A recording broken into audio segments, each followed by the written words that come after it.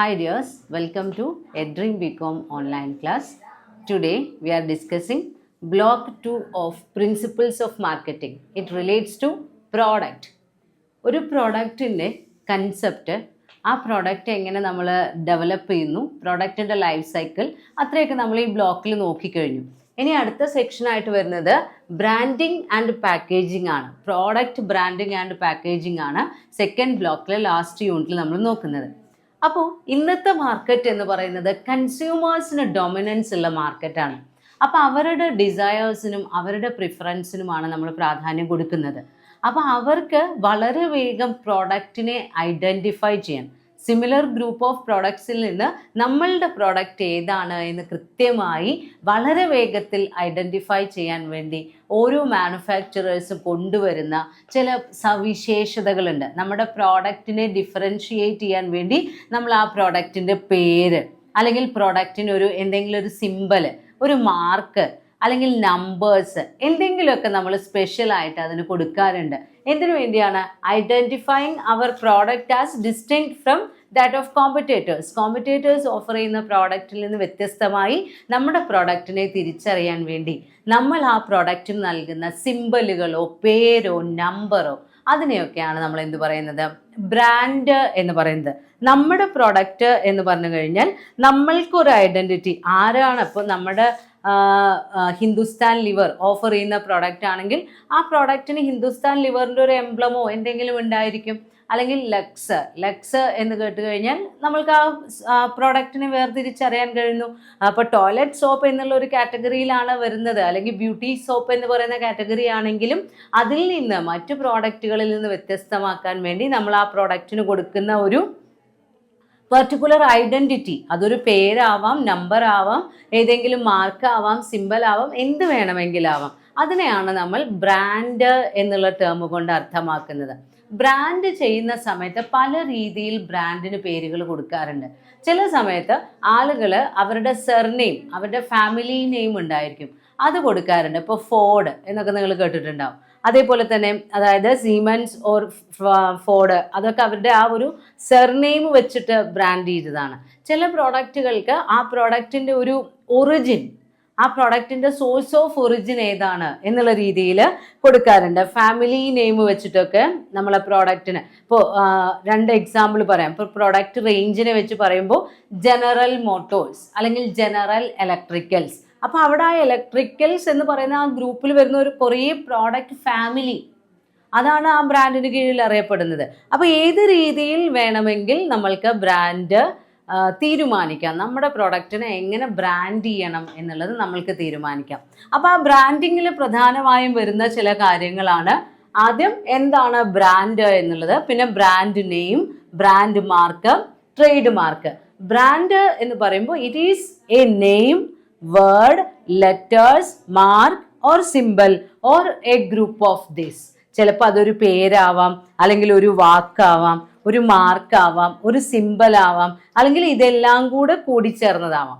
എന്തിനു വേണ്ടിയാണ് ഇത് നമ്മളൊരു പ്രൊഡക്റ്റിന് നൽകുന്നത്? The main function of branding is identifying separately our product from competitors product. മറ്റ് ആൾട്ടർനേറ്റീവ് പ്രോഡക്റ്റുകളിൽ നിന്ന് നമ്മളുടെ പ്രോഡക്റ്റിനെ വേറിട്ട് മനസ്സിലാക്കാൻ വേണ്ടി നമ്മൾ നൽകുന്നതാണ് ബ്രാൻഡ്. അപ്പോൾ അതിൽ വരുന്നതാണ് ബ്രാൻഡ് നെയിം. ബ്രാൻഡ് നെയിം എന്ന് പറഞ്ഞു കഴിഞ്ഞാൽ ബ്രാൻഡിൻ്റെ ഭാഗമായി വരുന്ന ലെറ്റേഴ്സോ അല്ലെങ്കിൽ വേർഡ്സോ, ഇപ്പോൾ ലെക്സ് അല്ലെങ്കിൽ ഹമാം എന്നൊക്കെ പറയുമ്പോൾ ആ വാക്കുകൾ, അക്ഷരങ്ങളിലൂടെ വരുന്ന ആ വാക്കിനെയാണ് നമ്മൾ എന്ത് പറയുന്നത്? Brand name. Colgate paste, Dove soap, അങ്ങനെയൊക്കെ പറയുമ്പോൾ ആ കോൾഗേറ്റ് എന്നുള്ള വാക്ക് നമുക്ക് പ്രൊനൗൺസ് ചെയ്യാൻ പറ്റുന്ന ആ ലെറ്റേഴ്സ് ഉപയോഗിച്ച് കൊണ്ടുവരുന്ന വാക്കിനെയാണ്, ആ ബ്രാൻഡിൻ്റെ ഭാഗമായി വരുന്ന ആ വാക്കാണ് ബ്രാൻഡ് നെയിം. ആ ഒരു പെർട്ടിക്കുലർ ബ്രാൻഡിൻ്റെ പേര് അത് വൊക്കലൈസ്ഡ് ആണ്, നമ്മൾക്ക് പറയാൻ കഴിയും. എന്നാൽ ബ്രാൻഡ് മാർക്ക് എന്ന് പറയുമ്പോൾ നമ്മൾക്കിങ്ങനെ പറയാൻ കഴിയില്ല. അതിലെന്തെങ്കിലും ഇപ്പോൾ ഇതിൽ പറയുന്നുണ്ട്, അതിൻ്റെ ടെക്സ്റ്റിൽ പറയുന്നുണ്ട്, A brand mark is A simple used for the purpose of identification. It can be A marker, design, distinctive logo type or colouring scheme or picture etcetera. ആ പ്രോഡക്റ്റിൻ്റെ ഇപ്പോൾ EP നൂഡിൽസ് ഒക്കെ ആണെങ്കിൽ അതിലിങ്ങനെ ഒരു സൂര്യൻ്റെ പോലെ അല്ലെങ്കിൽ ഒരു സ്മൈലി പോലെയൊക്കെയുള്ള ഒരു ചിത്രം. അതേപോലെ തന്നെ ചില ബിസ്ക്കറ്റുകളിലൊക്കെ പാർലേജിയിൽ ആ ഒരു കുട്ടിയുടെ ചിത്രം. അപ്പോൾ അങ്ങനെ ഏതെങ്കിലും തരത്തിലുള്ള പിക്ചറോ സിംബലോ ഡിസൈനോ ഒക്കെ നമ്മൾ ബ്രാൻഡ് നെയിമിൻ്റെ കൂടെ കൂട്ടിച്ചേർക്കുകയാണെങ്കിൽ അതിനെയാണ് ബ്രാൻഡ് മാർക്ക് എന്ന് പറയുന്നത്. അത് നമ്മൾക്ക് കണ്ട് മനസ്സിലാക്കാനേ പറ്റുള്ളൂ, അതല്ലാതെ അത് വായിച്ചെടുക്കാൻ പറ്റില്ല. അപ്പോൾ ഒരു കളർ കോമ്പിനേഷൻ ആവാം. ഇപ്പോൾ ബ്രിട്ടാനിയ എന്ന് പറഞ്ഞു കഴിഞ്ഞാൽ അതിൻ്റെ, അല്ലെങ്കിൽ മഞ്ച് എന്ന് പറയുമ്പോൾ ആ വയലറ്റ് കളറും പ്ലസ് അതിൻ്റെ കൂടെ വരുന്ന ആ കളർ കോമ്പിനേഷൻ. അപ്പോൾ ആ പ്രൊഡക്റ്റിൻ്റെ പേര് എഴുതുമ്പോഴോ അല്ലെങ്കിൽ അതിൻ്റെ ബ്രാൻഡ് നൽകുമ്പോഴോ നമ്മൾ ഉപയോഗിക്കുന്ന സിംബലോ മാർക്കോ ലോഗോയോ പിക്ചറോ കളർ കോമ്പിനേഷനോ അതിനെയൊക്കെയാണ് നമ്മൾ എന്ത് പറയാം, ബ്രാൻഡ് മാർക്ക് എന്ന് പറയുന്നത്. ഇനി അതുമായി റിലേറ്റ് ചെയ്ത് വരുന്ന വേറൊരു വാക്കാണ് ട്രേഡ് മാർക്ക്. ട്രേഡ് മാർക്ക് എന്ന് പറയുമ്പോൾ ബ്രാൻഡ് മാർക്കിൽ അല്ലെങ്കിൽ ബ്രാൻഡിൽ ഒന്നുകിൽ ഒരു ഭാഗം അല്ലെങ്കിൽ മുഴുവനായും നമ്മൾ ലീഗലി പ്രൊട്ടക്റ്റ് ചെയ്യുകയാണെങ്കിൽ, നമ്മൾ റിസർവ് ചെയ്ത് വെക്കുകയാണ്, ഇത് നമ്മൾക്ക് ഉപയോഗിക്കാനുള്ളതാണ് എന്ന് പറഞ്ഞ് നിയമത്തിൻ്റെ സംരക്ഷണം നേടിയെടുക്കുന്ന പോർഷൻ, അതാണ് ട്രേഡ് മാർക്ക്. ചുരുക്കി പറഞ്ഞാൽ registered brand non as trade mark. നമ്മൾ ഒരു ബ്രാൻഡിൻ്റെ പേര്, ചിലപ്പോൾ ബ്രാൻഡ് ഇപ്പോൾ ഹമാം എന്ന് പറയുകയാണെങ്കിൽ അത് മൊത്തത്തിൽ അല്ലെങ്കിൽ ഏതെങ്കിലും ഒരു ഭാഗം നമ്മൾ ലീഗലി രജിസ്റ്റർ ചെയ്യണം. ഇത് നമ്മൾക്ക് മാത്രമേ ഉപയോഗിക്കാൻ പാടൂ എന്നുള്ള അവകാശം നമ്മൾ നേടിയെടുക്കാൻ വേണ്ടി നിയമത്തിന് കീഴിൽ രജിസ്റ്റർ ചെയ്യുന്ന ബ്രാൻഡ് മാർക്ക് അല്ലെങ്കിൽ ബ്രാൻഡ് നെയിമിനെയാണ് ട്രേഡ് മാർക്ക് എന്ന് പറയുന്നത്. അത് നോർമലി 10 വർഷത്തൊക്കെയാണ് നമ്മൾ ആദ്യം രജിസ്റ്റർ ചെയ്യുക. പിന്നെ അങ്ങനെ അത് 10 വർഷം കൂടുമ്പോൾ നമ്മളിങ്ങനെ റിന്യൂ ചെയ്ത് കൊണ്ടുപോവാം.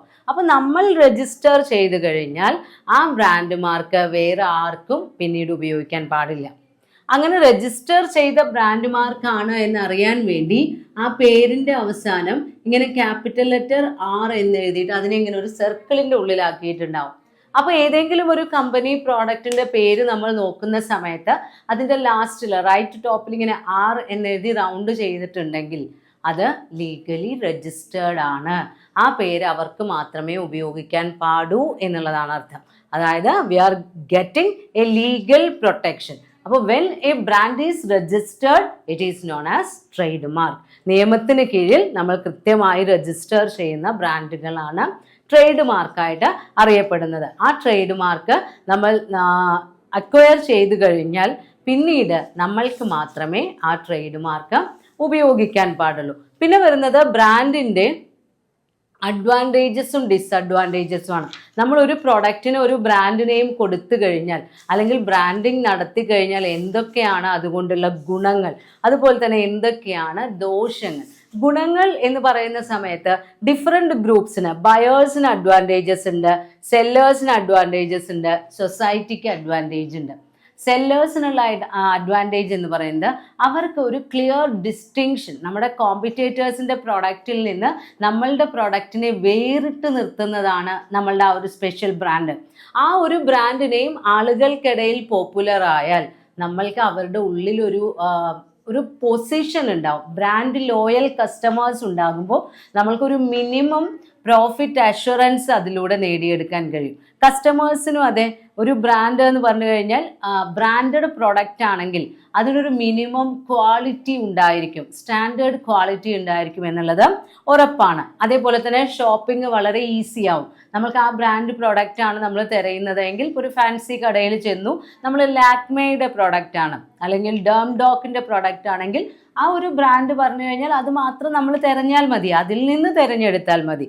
പിന്നെ അതേപോലെ തന്നെ ഒരുപാട് ബ്രാൻഡുകൾ ഒരേ കാറ്റഗറിയിൽ വരുന്ന സമയത്ത് ആ ബ്രാൻഡിൻ്റെ മാനുഫാക്ചറേഴ്സ് തമ്മിൽ കോമ്പീറ്റ് ചെയ്യുമ്പോൾ പ്രൊഡക്റ്റിൻ്റെ ക്വാളിറ്റിയിൽ വർധനവുണ്ടാവും. അതും ബയേഴ്സിനുള്ള അഡ്വാൻറ്റേജാണ്.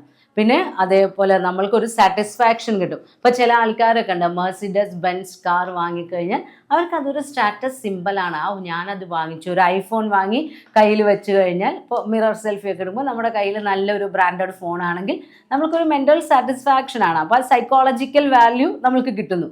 അങ്ങനെ കുറേ അഡ്വാൻറ്റേജ് ബയേഴ്സിനുണ്ട്. സെല്ലേഴ്സിനുള്ളതെന്ന് പറയുന്നത് ഏറ്റവും പ്രധാനപ്പെട്ട അഡ്വാൻറ്റേജ് നമ്മൾ പറഞ്ഞതാണ് പ്രോഡക്റ്റ് ഐഡൻറ്റിഫിക്കേഷൻ. പിന്നെ അതേപോലെ തന്നെ കോമ്പറ്റേറ്റീവ് മാർക്കറ്റ് ആണെങ്കിൽ നമ്മുടെ ബ്രാൻഡിന് ഒരു സ്പെഷ്യൽ പ്ലേസ് നേടിയെടുക്കാൻ കഴിയും. ഇപ്പോൾ ഒരു കസ്റ്റമേഴ്സിന് ആ പ്രോഡക്റ്റിന് ആ ബ്രാൻഡിനെ കുറിച്ചൊരു ഇമേജ് ഉണ്ട്, അവരുടെ ഉള്ളിലൊരു ഇമേജ് ഉണ്ടെങ്കിൽ നമ്മൾക്ക് ആ ഒരു പെർട്ടിക്കുലർ സെഗ്മെൻറ്റ് ഓഫ് മാർക്കറ്റ് നമ്മൾക്കായിട്ട് തന്നെ ലഭിക്കും. പിന്നെ വരുന്നത് brand loyalty can be developed through successful promotion. നമ്മൾക്ക് നല്ല രീതിയിൽ പ്രൊമോഷൻ നടത്താൻ വേണ്ടി ബ്രാൻഡ് ലോയൽറ്റി, അതായത് നമ്മളുടെ വിശ്വസ്തരായ കസ്റ്റമേഴ്സ് അവർ തന്നെ പറയും ആ പ്രോഡക്റ്റ് അവരുടെ ഫ്രണ്ട്സിനോടോ ഫാമിലിയോടോ റിലേറ്റീവ്സിനോടൊക്കെ അത്തരം പ്രോഡക്റ്റ് വാങ്ങിക്കുന്ന സമയത്ത് ഈ ബ്രാൻഡ് വാങ്ങിയാൽ മതി എന്ന് റെഫർ ചെയ്യാനുള്ള സാധ്യതയൊക്കെ ഉണ്ട്. പിന്നെ സൊസൈറ്റിക്ക് മൊത്തത്തിലുള്ള ഒരു അഡ്വാൻറ്റേജ് എന്ന് പറയുമ്പോൾ നല്ല നല്ല ബ്രാൻഡഡ് പ്രോഡക്റ്റ് ആണെങ്കിൽ അതൊരു സ്റ്റാൻഡേർഡ് ഓഫ് ലിവിങ് ഇൻക്രീസ് ചെയ്യുന്നു, ക്വാളിറ്റി പ്രോഡക്റ്റ് ആയിരിക്കും. അപ്പോൾ ഒരു പോസിറ്റീവ് രീതിയിലുള്ള ഒരു റിയാക്ഷൻ അല്ലെങ്കിൽ പോസിറ്റീവ് രീതിയിലുള്ള ഒരു അഡ്വാൻറ്റേജ് സൊസൈറ്റിക്ക് കിട്ടാനുള്ള സാധ്യതയുണ്ട്. പിന്നെ ഡിസഡ്വാൻറ്റേജ് എന്ന് പറയുമ്പോൾ ബയേഴ്സിനെ സംബന്ധിച്ചിടത്തോളം നല്ല ക്വാളിറ്റി പ്രോഡക്റ്റ് ആണ് ബ്രാൻഡഡ് പ്രോഡക്റ്റ്, അതുകൊണ്ട് തന്നെ അത് കുറച്ച് കോസ്റ്റ്ലി ആയിരിക്കും. അപ്പോൾ നമ്മൾ അതിൻ്റെ വില നോക്കുന്ന സമയത്ത് നമ്മൾക്ക് അയ്യോ 700 രൂപ 800 രൂപ ചിലപ്പോൾ ഒരു ക്രീമിനൊക്കെ ആയിരിക്കും, പക്ഷെ അത് അത്രയും നല്ല പ്രോഡക്റ്റ് ആയിരിക്കും, നല്ല ബ്രാൻഡഡ് പ്രോഡക്റ്റ് ആയിരിക്കും. അതേ സിമിലർ ടൈപ്പ് ഓഫ് ബ്രാൻഡഡ് അല്ലാത്ത പ്രോഡക്റ്റിന് മാർക്കറ്റിൽ ചിലപ്പോൾ അത്ര വില ഉണ്ടായിക്കൊള്ളണമെന്നില്ല. സെല്ലേഴ്സിനെ സംബന്ധിച്ചാണെങ്കിൽ അവർക്ക് എന്തായാലും ഈ ക്വാളിറ്റി മെയിൻറ്റെയിൻ ചെയ്തുകൊണ്ട് പോവുക എന്ന് പറയുന്ന സമയത്ത് നല്ല രീതിയിൽ കോസ്റ്റ് ഇൻകർ ചെയ്യേണ്ടി വരും. പിന്നെ ബ്രാൻഡ് ഒരു പെർട്ടിക്കുലർ പൊസിഷൻ നമ്മൾക്ക് മെയിൻറ്റെയിൻ ചെയ്തു പോകണമെങ്കിൽ ഒരുപാട് അഡ്വർടൈസ്മെൻറ്റും പ്രൊമോഷനും ഇപ്പോൾ കണ്ടിട്ടില്ലേ, നല്ല നല്ല ജ്വല്ലറികളായിരിക്കും. ഓരോ വർഷവും അവർ ആ സമയത്ത് ആരാണോ ഏറ്റവും നല്ല ഫിലിം സ്റ്റാർ എങ്കിൽ അവരെ വെച്ചിട്ടായിരിക്കും പരസ്യം ക്രിയേറ്റ് ചെയ്യുന്നത്. അപ്പോൾ പ്രൊമോഷണൽ എക്സ്പെൻസ് ഒക്കെ എന്തായാലും സെല്ലേഴ്സിന് നേരിടേണ്ടി വരും. പിന്നെ സൊസൈറ്റിയുടെ കാര്യത്തിലാണെങ്കിൽ ഇത്തരം ബ്രാൻഡഡ് പ്രോഡക്ട്സ് ഉണ്ടാക്കാൻ വേണ്ടി ഒരുപാട് പ്രൊമോഷണൽ വർക്കൊക്കെ നടത്തുന്നതിലൂടെ കുറേ പൈസ ചിലവാക്കുന്നത് സൊസൈറ്റി കൺസെപ്റ്റിൽ നോക്കുകയാണെങ്കിൽ ഒരു വേസ്റ്റ് ഓഫ് മണിയാണ്. അപ്പോൾ ആ രീതിയിൽ നോക്കുകയാണെങ്കിൽ ബ്രാൻഡിങ് റിലേറ്റഡ് ആക്ടിവിറ്റീസും ഒക്കെ ഒരു കോസ്റ്റ്ലിയർ ആയിട്ടുള്ള കാര്യമാണ്. അത് സൊസൈറ്റിക്ക് അത്ര പ്രിഫറബിൾ അല്ല. കാരണം ആ പൈസ കൂടി പാവപ്പെട്ട ആളുകളെ സഹായിക്കാൻ വേണ്ടി ചിലവാക്കുകയാണെങ്കിൽ അതാണ് സൊസൈറ്റിയുടെ സ്റ്റാൻഡേർഡ് ഓഫ് ലിവിങ് വർദ്ധിക്കാൻ കാരണം. അതല്ലാതെ ഇപ്പോൾ ഒരു നല്ല ഫിലിം സ്റ്റാറുകളെ വെച്ചുകൊണ്ട് നല്ലൊരു പരസ്യം നടത്തി എത്രയോ കോടികൾ അതിന് ചിലവാക്കി കഴിഞ്ഞാൽ. Next topic, branding decision. ഒരു മാനുഫാക്ചറർ അല്ലെങ്കിൽ നമ്മളുടെ ഒരു പ്രൊഡ്യൂസർ ഒരു പ്രോഡക്റ്റ് മാർക്കറ്റിലേക്ക് ലോഞ്ച് ചെയ്യുമ്പോൾ അല്ലെങ്കിൽ ലോഞ്ച് ചെയ്ത് കഴിഞ്ഞതിന് ശേഷമോ അദ്ദേഹത്തിൻ്റെ പ്രോഡക്റ്റിന് ബ്രാൻഡ് നെയിം കൊടുക്കണോ അല്ലെങ്കിൽ ബ്രാൻഡിങ് നടത്തണോ എന്നുള്ളൊരു തീരുമാനമെടുക്കുന്നത് വളരെയധികം ചിന്തിച്ചതിന് ശേഷമാണ്. അല്ലെങ്കിൽ ഒരുപാട് ഫാക്ടേഴ്സ് നമ്മൾ കൺസിഡർ ചെയ്യാനുണ്ട്. ഇപ്പോൾ എക്സാമ്പിൾ പറയുകയാണെങ്കിൽ, should the product B branded at all? നമ്മൾ നമ്മുടെ പ്രോഡക്റ്റ് ബ്രാൻഡ് ചെയ്യേണ്ട ആവശ്യമുണ്ടോ? Who should sponsor the brand? ആരാണ് ഈ ബ്രാൻഡ് സ്പോൺസർ ചെയ്യുക? അതായത് മാനുഫാക്ചറർ ബ്രാൻഡ്, പ്രൈവറ്റ് ബ്രാൻഡ്, അതൊക്കെ നിങ്ങൾ കേട്ടിട്ടുണ്ടായിരിക്കും. Then what quality should be build in to the brand? നമ്മുടെ ബ്രാൻഡിൽ ഏത് രീതിയിലുള്ള ക്വാളിറ്റിയാണ് നമ്മൾ മെയിൻറ്റെയിൻ ചെയ്യേണ്ടത്? അതേപോലെ ഇൻഡിവിജ്വലി ബ്രാൻഡ് ചെയ്യണോ, ഫാമിലി ബ്രാൻഡാണോ വേണ്ടത്? നമ്മളുടെ ബ്രാൻഡിങ്ങിൽ സെയിം കാറ്റഗറിയിലുള്ള 2-3 പ്രോഡക്റ്റിന് ഡിഫറെൻറ്റ് ബ്രാൻഡുകൾ ഓഫർ ചെയ്യേണ്ട ആവശ്യമുണ്ടോ? പിന്നെ ഒരു ബ്രാൻഡിനെയും നമ്മളൊരു റീപൊസിഷനിങ് നടത്തുക, നമ്മുടെ പ്രോഡക്റ്റിന് പുതിയൊരു മീനിങ് നൽകുന്ന രീതിയിൽ ബ്രാൻഡ് ചെയ്യേണ്ട ആവശ്യമുണ്ടോ? അങ്ങനെ ഒരുപാട് കാര്യങ്ങൾ നമ്മൾ തീരുമാനിക്കണം. അതിനെക്കുറിച്ചെല്ലാം കൺസിഡർ ചെയ്തുകൊണ്ടാണ് ഒരു പ്രോഡക്റ്റിൻ്റെ ബ്രാൻഡിങ് ഡിസിഷൻ ഒരു മാനുഫാക്ചറർ അല്ലെങ്കിൽ ഒരു ഡിസ്ട്രിബ്യൂട്ടർ എടുക്കുന്നത്. അപ്പോൾ അങ്ങനെയുള്ള തീരുമാനങ്ങൾ എടുക്കുമ്പോൾ വേറെയും ഒരുപാട് കാര്യങ്ങൾ നമ്മൾ ശ്രദ്ധിക്കാനുണ്ട്. അപ്പോൾ ഏറ്റവും ആദ്യം നമ്മൾ നോക്കേണ്ടത്, what is the nature of our product or what are the type of outlets available for offering the product? നമ്മൾ ഓഫർ ചെയ്യുന്ന പ്രോഡക്റ്റ് എങ്ങനെയുള്ളതാണ്, അത് ഏതൊക്കെ ഔട്ട്ലെറ്റുകളിലൂടെയാണ് നമ്മൾക്ക് വിതരണം ചെയ്യാൻ സാധിക്കുന്നത്, അതെല്ലാം കൺസിഡർ ചെയ്തിട്ട് വേണം ബ്രാൻഡിങ് സ്ട്രാറ്റജി തീരുമാനിക്കാൻ. കാരണം നമ്മൾ ഇന്ത്യയിൽ പൊതുവേ നമ്മൾ പരിഗണിക്കുന്ന ഒരു കൺസെപ്റ്റ് അല്ലെങ്കിൽ നമ്മളുടെ ഒരു കൺസെപ്റ്റ് എന്ന് പറയുന്നത് increase in disposable income and sophistication of distribution system. ആ 2 കാര്യങ്ങളും ഉണ്ടെങ്കിലേ നമ്മൾ ഈ ബ്രാൻഡിങ് ഡിസിഷനൊക്കെ എടുക്കേണ്ട ആവശ്യമുള്ളൂ, അല്ലെങ്കിൽ ഗുഡ് ബ്രാൻഡിങ് സ്ട്രാറ്റജി സക്സസ് ആവുകയുള്ളൂ എന്നൊക്കെയുള്ള കൺസെപ്റ്റാണ് നിലവിലുണ്ടായിരുന്നത്, അല്ലെങ്കിൽ ഇപ്പോഴും നമ്മൾ ഫോളോ ചെയ്യുന്നത്. ഇപ്പോൾ പണ്ടൊക്കെ എന്ന് പറഞ്ഞു കഴിഞ്ഞാൽ അരി എന്ന് പറഞ്ഞു കഴിഞ്ഞാൽ റൈസ് എന്ന് പറയുന്ന ഒരു പ്രോഡക്റ്റ്, അല്ലാതെ അതിനൊരു ബ്രാൻഡിങ്ങിനെ കുറിച്ചൊന്നും പണ്ടുള്ള മാനുഫാക്ചറേഴ്സ് ചിന്തിച്ചിരുന്നത് പോലുമില്ല. എന്നാൽ ഇന്ന് അങ്ങനെയല്ല. നമ്മുടെ കൺസ്യൂമേഴ്സ് അവരുടെ ഏത് പ്രോഡക്റ്റ് വാങ്ങിക്കുകയാണെങ്കിലും, ഇപ്പോൾ ബിരിയാണി റൈസ് വാങ്ങിക്കുകയാണെങ്കിലും, നമ്മൾ സോർട്ടെക്സ് റൈസ് വാങ്ങിക്കുകയാണെങ്കിൽ, റോ റൈസ് വാങ്ങിക്കുകയാണെങ്കിലും എല്ലാം ഏത് ബ്രാൻഡ് വേണം എന്നുള്ളതിനെക്കുറിച്ച് അവർക്ക് കൃത്യമായ അവയർനെസ് ഉണ്ട്. അപ്പോൾ നമ്മുടെ സൊസൈറ്റിയിൽ ഉണ്ടാകുന്ന മാറ്റങ്ങൾ നമ്മൾ കൺസിഡർ ചെയ്യണം. അതിൻ്റെ ശേഷം വേണം ബ്രാൻഡിങ് ഡിസിഷൻസ് എടുക്കേണ്ടത്. അപ്പോൾ എത്രമാത്രം ഏത് ടൈപ്പ് ഓഫ് പ്രൊഡക്റ്റാണ് നമ്മൾ ഓഫർ ചെയ്യുന്നത്, അതുപോലെ എത്രമാത്രം ഔട്ട്ലെറ്റ്സ് ആണ് നമ്മൾക്ക് ലഭിക്കുന്നത് ഈ പ്രോഡക്റ്റ് ഡിസ്ട്രിബ്യൂട്ട് ചെയ്യാൻ വേണ്ടി, ഇതെല്ലാം കൺസിഡർ ചെയ്തുകൊണ്ട് വേണം ബ്രാൻഡിങ് സ്ട്രാറ്റജി തീരുമാനിക്കേണ്ടത്. ദെൻ രണ്ടാമതായി വരുന്നത് സ്പോൺസർഷിപ്പ് ഓഫ് ബ്രാൻഡാണ്. അതായത് നാഷണൽ ബ്രാൻഡ് വേണോ അതല്ലെങ്കിൽ പ്രൈവറ്റ് ബ്രാൻഡ്, രണ്ട് കൺസെപ്റ്റുകളാണ് നമ്മുടെ പരിഗണനയിലുള്ളത്. അപ്പം നാഷണൽ ബ്രാൻഡ് എന്ന് പറഞ്ഞു കഴിഞ്ഞാൽ കോമൺ ആയി ആക്സെപ്റ്റബിൾ ആയിട്ടുള്ള ഒരു യൂണിവേഴ്സൽ ബ്രാൻഡ് അല്ലെങ്കിൽ പ്രൊഡ്യൂസേഴ്സ് ബ്രാൻഡ്. അവിടെ പ്രൊഡ്യൂസേഴ്സ് പ്രോഡക്റ്റ് പ്രൊഡ്യൂസ് ചെയ്യുന്നു, അതിന് ബ്രാൻഡ് നെയിം തീരുമാനിക്കുന്നു, അവർ ബ്രാൻഡ് മാർക്ക് തീരുമാനിക്കുന്നു, ചിലപ്പോൾ അവരത് രജിസ്റ്റർ ചെയ്യുന്നു, എന്നിട്ട് ആ പ്രോഡക്റ്റ് ഡിസ്ട്രിബ്യൂഷൻ ചാനലിലുള്ള ആളുകളിലൂടെ കൺസ്യൂമേഴ്സിലേക്ക് എത്തിക്കുന്നു. എന്നാൽ ഡിസ്ട്രിബ്യൂട്ടർ ബ്രാൻഡ് എന്ന് പറയുമ്പോൾ അല്ലെങ്കിൽ നമ്മുടെ പ്രൈവറ്റ് ബ്രാൻഡ് എന്ന് പറയുന്നത് ചിലപ്പോൾ പലപ്പോഴും റീറ്റെയിലേഴ്സ് ബ്രാൻഡാണ്. അവരുടെ ഷോറൂമിൽ അവർ വിൽക്കുന്ന പ്രോഡക്റ്റിന് അവരുടെ ബ്രാൻഡ് നെയിം കൊടുക്കുക. അപ്പോൾ അവർക്കാണ് അവിടെ പ്രാധാന്യം വരുന്നത്, അവരാണ് ബ്രാൻഡ് നെയിം തീരുമാനിക്കുന്നത്, അല്ലെങ്കിൽ പ്രൊഡക്റ്റിൻ്റെ പ്രൊഡ്യൂസേഴ്സ് അല്ല.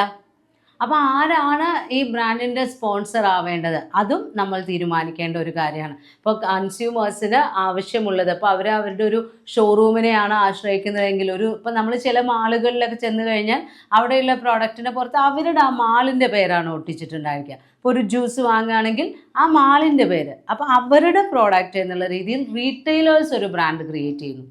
അവർ മാനുഫാക്ചറോട് പറയുന്നു ഞങ്ങളുടെ കൺസ്യൂമേഴ്സിന് ഈ പ്രോഡക്റ്റാണ് വേണ്ടത്, ഇത്ര ക്വാളിറ്റി വേണം, അങ്ങനെയുള്ള പ്രോഡക്റ്റ് നിങ്ങൾ പ്രൊഡ്യൂസ് ചെയ്ത് കൊണ്ടുവരൂ, ഞങ്ങൾ വാങ്ങിച്ച് കൺസ്യൂമേഴ്സിൻ്റെ അടുത്ത് വിറ്റ് അതിൻ്റെ സെയിൽസ് റവന്യൂ നിങ്ങൾക്ക് തരാം. അപ്പോൾ ഇവരാണ് ഡിമാൻഡ് ചെയ്യുന്നത്. അപ്പോൾ പ്രൈവറ്റ് ബ്രാൻഡ് വേണോ നാഷണൽ ബ്രാൻഡ് വേണോ അത് നമ്മൾ തീരുമാനിക്കണം.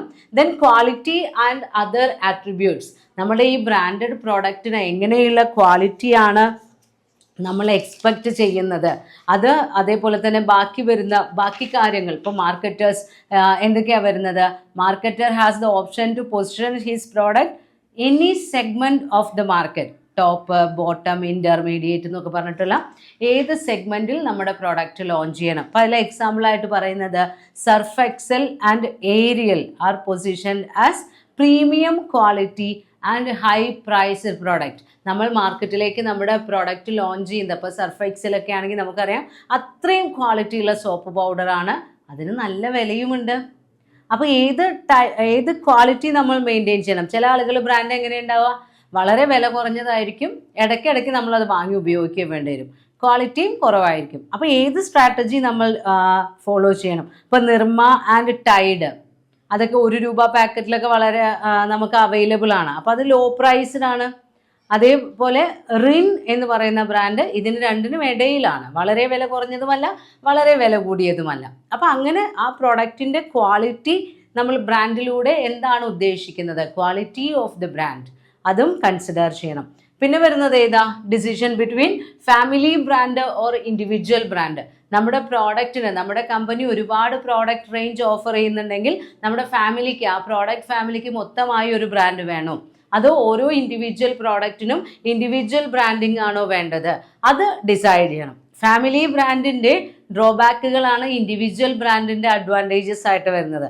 ഫാമിലി ബ്രാൻഡ് എന്ന് പറയുമ്പോൾ ഏതെങ്കിലും ഒരു കമ്പനി പ്രൊഡ്യൂസ് ചെയ്യുമ്പോൾ അവരുടെ എല്ലാ പ്രോഡക്റ്റിനും ഒരൊറ്റ ബ്രാൻഡിൻ്റെ കീഴിൽ പ്രൊഡ്യൂസ് ചെയ്ത് കൊടുക്കുക. അപ്പോൾ ബാറ്റ എന്ന് പറയുമ്പോൾ ബാറ്റയുടെ കീഴിൽ തന്നെ പല തരത്തിലുള്ള ചെരുപ്പുകൾ ഉണ്ടായിരിക്കും, സാൻഡക്ക് അങ്ങനെയൊക്കെ പറയുന്ന പല പേരുകളിലുള്ള പ്രോഡക്റ്റ് ആ ബാറ്റയുടെ ഒരു ഗ്രൂപ്പിന് കീഴിൽ അവർ പ്രൊഡ്യൂസ് ചെയ്ത് വിൽക്കുന്നു. ഇൻഡിവിജ്വൽ ബ്രാൻഡ് എന്ന് പറയുമ്പോൾ ഓരോ പ്രോഡക്റ്റിനും ഒരു ബ്രാൻഡ് നെയിം പോലെയാണ്, നമ്മുടെ കമ്പനി ഓഫർ ചെയ്യുന്നത് തന്നെ ആയിരിക്കാം, പക്ഷെ ഓരോ പ്രോഡക്റ്റിനും എന്ത് ചെയ്യുന്നു, ഒരു സെപ്പറേറ്റ് ബ്രാൻഡ് നെയിം നമ്മൾ പ്രൊവൈഡ് ചെയ്യുന്നു. അപ്പോൾ ഇൻഡിവിജ്വൽ ബ്രാൻഡിങ് നമ്മളുടെ പ്രോഡക്റ്റിന് പ്രത്യേകിച്ച് ഒരു ഐഡൻറ്റിഫിക്കേഷൻ സ്പേസ് ഒക്കെ കൊടുക്കുന്നുണ്ട്.